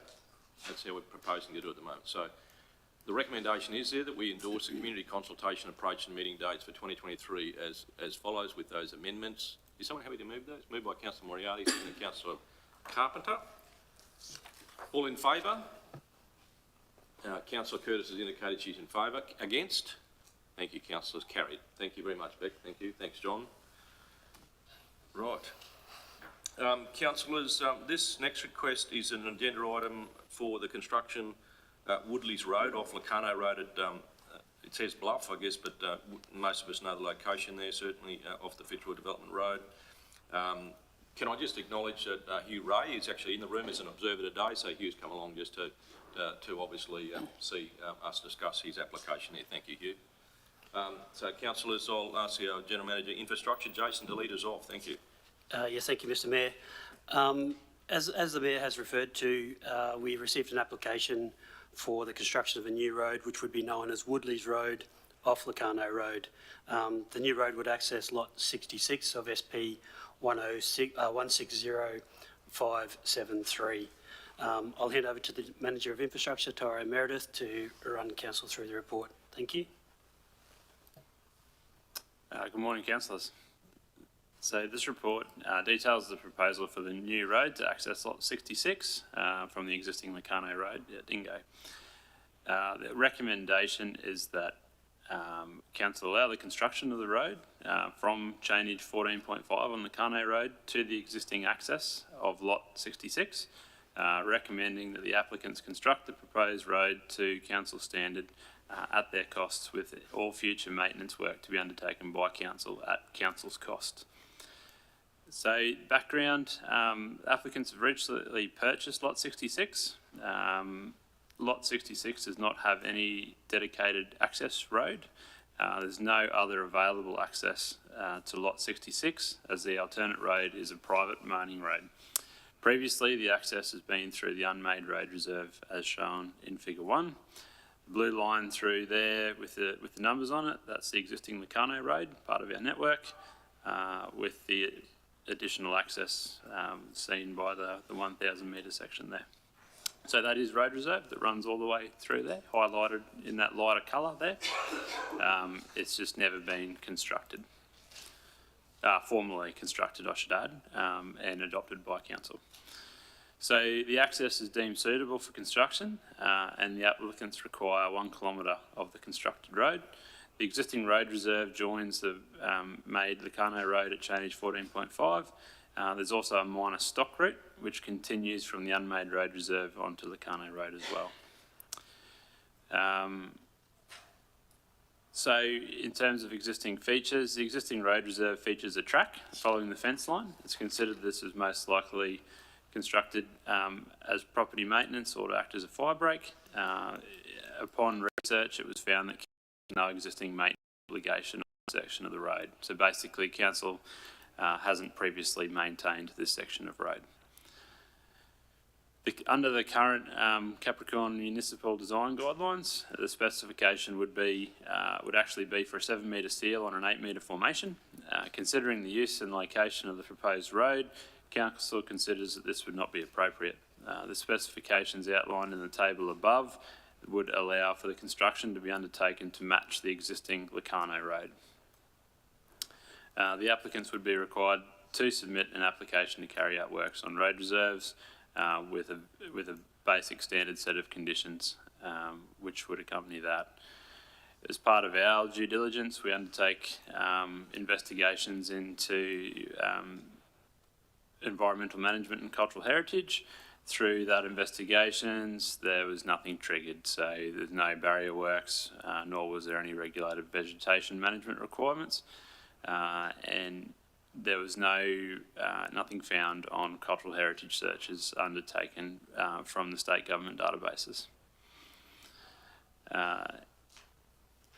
So some of the costs associated with it, under council standard costing, unit rates, it's estimated construction of $100,000. This is an extremely conservative figure, and in reality, it's unlikely to cost that much. Ongoing maintenance would be approximately $3,000 per annum. and renewal in terms of resheeting every 10 years of about $45,000, which should be funded under Council's Capital Works program.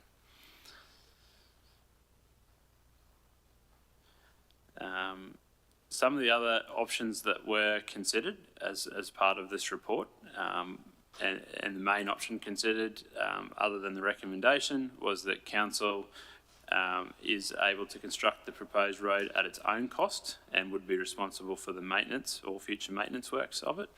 The positives of this option is that council or its contractor builds the road within its own budget and funding timeframes. One potential negative to this is that the precedent that would set for future road constructions, considering the amount of unmade road reserve currently located around the Shire. The third option considered is that council recommends that the road is not constructed at all. The negative of this option is that there's no other access through to this lot. So, over to council for any questions. All right. Can I just say, without presuming anything, is it possible to get figure 2 up onto a screen, just so we can work off that if people want to talk about some things? I'm not suggesting they do. So, Marnie, if you could just put that up. Because I guess there's a couple of things here. Council has set a really straight precedent in terms of construction of these roads with decisions you've already made previously, but I guess it's making sure if we can give landholders an option of actually making this as cost effective as it possibly can, and I'm not presuming a decision about this, but I just want to know, in the figure as I understand it, the blue line is approximately 1 kilometre, so that takes the construction of that road right into this property. And is there a suggestion that perhaps the closure of, or the application to close the access point off Locarno Road would bring the property boundary closer to Locarno Road, so then in fact the length of the road constructed could be reduced? Is that something that am I deducing too much there? So through the chair, you know what I mean, Tyrone, I'm assuming that from the bend on Locarno Road right through to where the end of that blue line is indicated, I'm assuming that was a kilometre length, is it? Yeah, through the chair, that's correct. So is there any way that that the property owner wouldn't have to construct a kilometre, but actually bring it back closer to Locarno Road with the right entitlements, I guess you'd say, under their own licence? So with this approval, they would be able to construct any length basically along that reserve. That 1,000 metre distance was basically shown there as a point that reaches the property boundary and just past it as well. Okay. So but I'm just thinking, is it road reserve from the corner of lot 66 across to the bend on Locarno Road? Correct, yep. So that's a road reserve? That is all road reserve. So if the applicant applied for a road closure, right up to within, I guess you'd say, 2 chain of the corner of Locarno Road, then they could effectively construct an access that would be considerably shorter, but would actually put them in a piece of lease land that actually goes with the property. Is that correct? If I can, just through the chair, Mr. Mayor, so that approach has been taken previously on similar style applications. However, just in a really quick search, there are other lots further down that road reserve which may need to gain access in the future. We could investigate that further in terms of if they have other points of access, but if it was to landlock another lot, that option might not be on the table. Okay.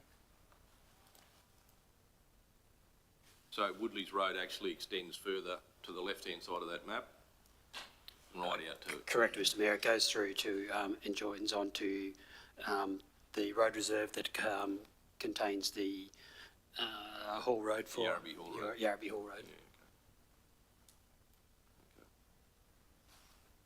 All right. So sorry, councillors, I'm indulging myself there. I just wanted to know if there's a way of obviously, moving the ownership or the potential stewardship of that back to the road. If your officers aren't likely to come back here and say we're reluctant to close that road if there's other easements required for people, I guess that's something.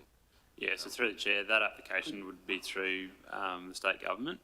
We would have our approval process, or our recommendation behind it as well, and that would be our analysis is if it restricted access to other lots in future. Yep. All right. Councillors, any other questions? Yeah, Councillor yeah, Toppy. sorry.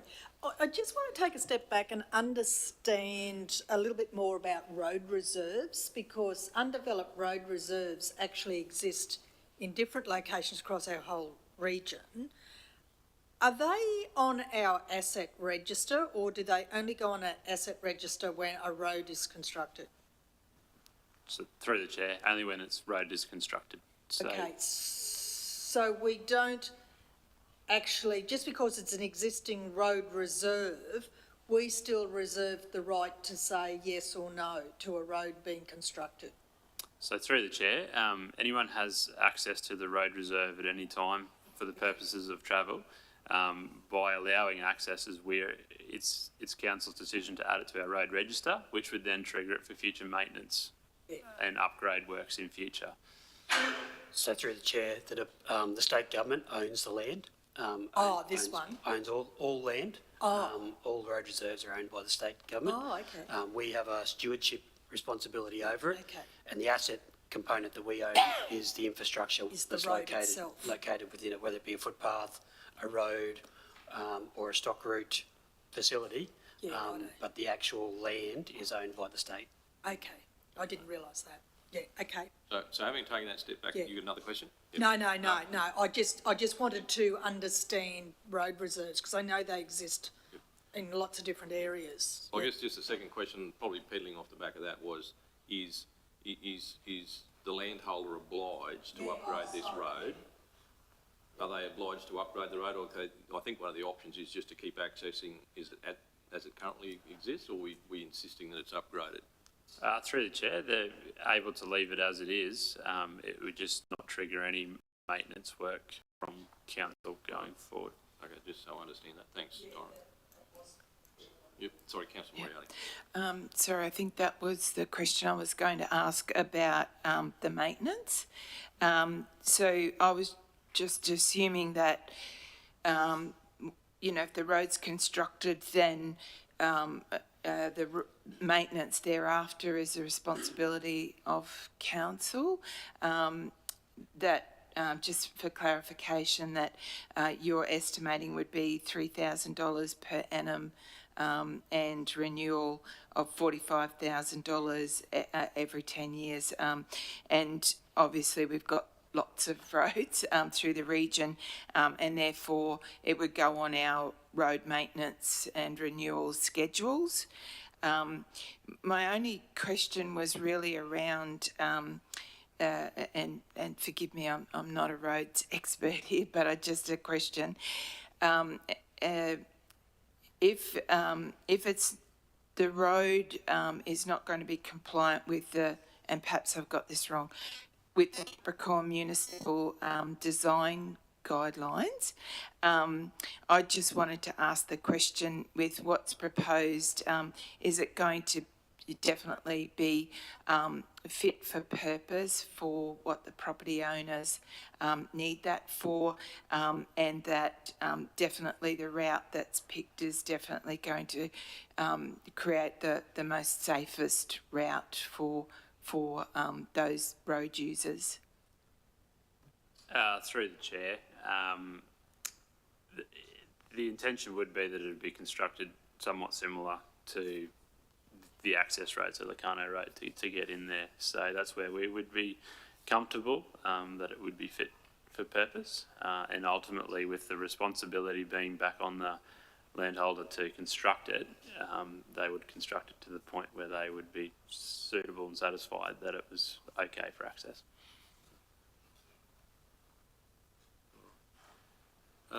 Councillors, what I was going to suggest to you, not for the sake of there being a precedent, and you'll have to tell me differently, if we could find out, I guess, in terms of what is the likelihood of the requirement for that road to continue on, that access road, I'd really like to know that, because that would have an impact then on perhaps what the response might be, or the recommended response for the level of road. And the other thing is, of course, there has been some sort of interesting happenings off the haul roads, because some people have been taking access there, and as you know, that's not and I'm not sure whether they can still do that. Councillors, would you be happy if I asked Hugh Ray a question and he might answer? You would have to access it. Hugh, who uses like the road behind you? No one. Yeah. Yeah.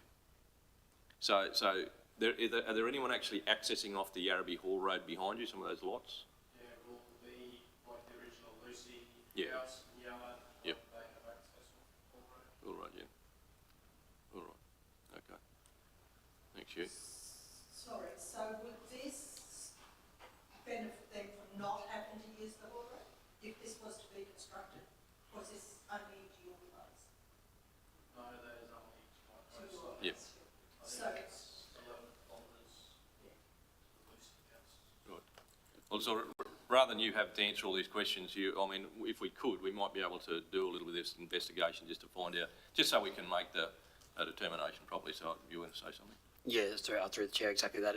It is quite a significant distance from where the proposed end of this road would be through to the last remaining block on that section of unmade road reserve. There's one lot in between which we can check on ownership and determine whether it has any other access points. So, you're happy to take that offline, Mr. Mayor? Or Yeah, happy to take that offline, because I think that should be a discussion between the landholder and the officers, so we get the right response. And if we can have that back, that's not discounting the precedent we've set previously. If there was no other options, that's the case. I understand that, but I think for fullness of being advised, I think I'd just like to know what that might be, because as you know, it's a significant investment if that has to be made, and we're only just trying to make it convenient. But at the same time, we don't want to stringhold ourselves for the future as well. So. Councillor, is that something we could do? We could ask us more information. Yep. So how would you might change that slightly then, Jason, that recommendation? Yeah, I would probably recommend deferring the report, Mr. Mayor. Yep. We'll gain some additional information and bring it back. Yep. Yep. I think if we can defer, we might actually have some different conditions rather than leaving on the table that infers that the same conditions apply. So if councillors are happy to do that, I'm just. It's worth investigating, because I suspect that there's a bit of a network there that we need to understand probably a little bit better. So, yep, all right. So, sorry. So to next meeting? Through the chair, that should be. I can't see any reason why we shouldn't be able to meet that timeline. All right. So, councillor, we might do that if someone is happy to move that we defer this. Moved by councillor Carpenter, seconded Councillor Cypher, that we defer a decision in respect of this. The description, lot 66 SP, the access road, to gather more information for the next meeting, or words to that effect. So that's been moved and seconded. You understand that, Councillor Curtis? You've got all that? Okay, thank you. It's been moved and seconded. Councillors, all in favour? Against? No, sorry, Councillor Curtis, you're in favour? Yes, in favour. Thank you. Noted. All right, thank you. Sorry, Hugh, that's a bit of a letdown for you, but I guess a bit of a conversation might be better than something going on with it was something we don't want or haven't talked about properly. So, all right. And thanks for having Smoker with us. So, yeah, all right. Thank you. All right, councillors, we need to go into closed session. So if someone moved, Councillor Burns has moved, Councillor Carpenter has gone second. Councillor Curtis, I need to ask you as a matter of process, we're about to go into closed session. Are you in a location where you're confident that you're in a private situation? Yes, I'm in a secure location where there's no one around and no one can hear me. All right, so councillors.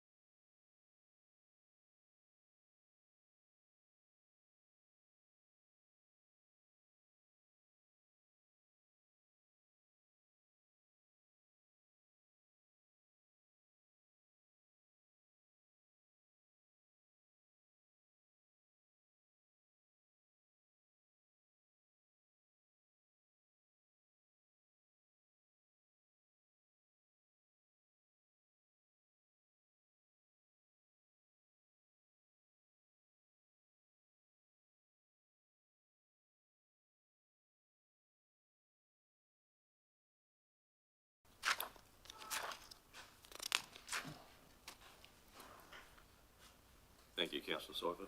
Are we back online? Thank you. All right, councillors, welcome back to our live streamers for the last agenda item in our set agenda before our general business. Councillors, the recommendation is there that we, the council, in accordance with sections 121C and 121A and 122(1A of the Local Government Reg 2012, grant a concession to the following ratepayers. The first one is assessment 4899 in the form of a rebate, and the second one is assessment 18696 in the form of a rebate for those two amounts. Is someone happy to move those? Moved by Councillor Moriarty, seconded Councillor Carpenter. All in favour? Councillor Curtis indicated she's in favour. Against? Thank you, councillors. Carried. Thank you very much, councillors, for your debate and consideration. Thank you, Helen. Thank you, Arun. Councillors, that brings us to, I think, any general business that you may have. Councillor Moriarty. Thank you, Mr. Mayor. I just wanted to give a shout out to the Gemfields Planning Reference Group and the CHRC team and everyone involved in the open day at the Sapphire Hall last Sunday, and especially to the Gemfields communities and everyone who showed up. I believe there was over 300 people came through for the day. So I just wanted to say thank you to everybody, and thank you to the community for engaging and coming forth and participating and working with us all to access information, because the more they engage with us at council through the community and the more we work with the community, then we've got a collective voice, so which is so important. The other thing is I would like to also extend my thanks to the Emerald CRG and for hosting the Business Connect event last Wednesday morning on the 2nd of November, which was awesome. It was a small start, I guess, to make some big connections. So we had our small and medium business representatives, representatives from the Social Enterprise Alliance, from the Emerald Chamber of Commerce, from Central Highlands Regional Council. It was a wonderful event, bringing all of those organisations together to have an informal event to bring local businesses together. I just wanted to acknowledge Jodie Graham, formerly of Roses and Beans, and also Tim Eversham from Pertec, and Rodney Pearce, who is the new CEO for Emerald Coaches, for being our panel members. It was a really excellent morning, and just watch that space for next year. And also just wanted to flag and wish them all the best too for the Gindi State School celebrating their 125 years on Sunday, the 13th of November. So, thank you, Mr. Mayor. Thank you, Councillor Moriarty. Councillors, any other general business? All good? All right, forever hold your peace. Well, councillors, that there being no further business, we'll declare the meeting closed at 11:51. Thank you. Thank you, Councillor Curtis. Not sure how you're getting home, but or here or whatever, but good luck, and yeah. Thanks, Kerry. It's been an interesting morning. All right. Thank you, everyone. Thank you, executive officers. Thank you to everyone.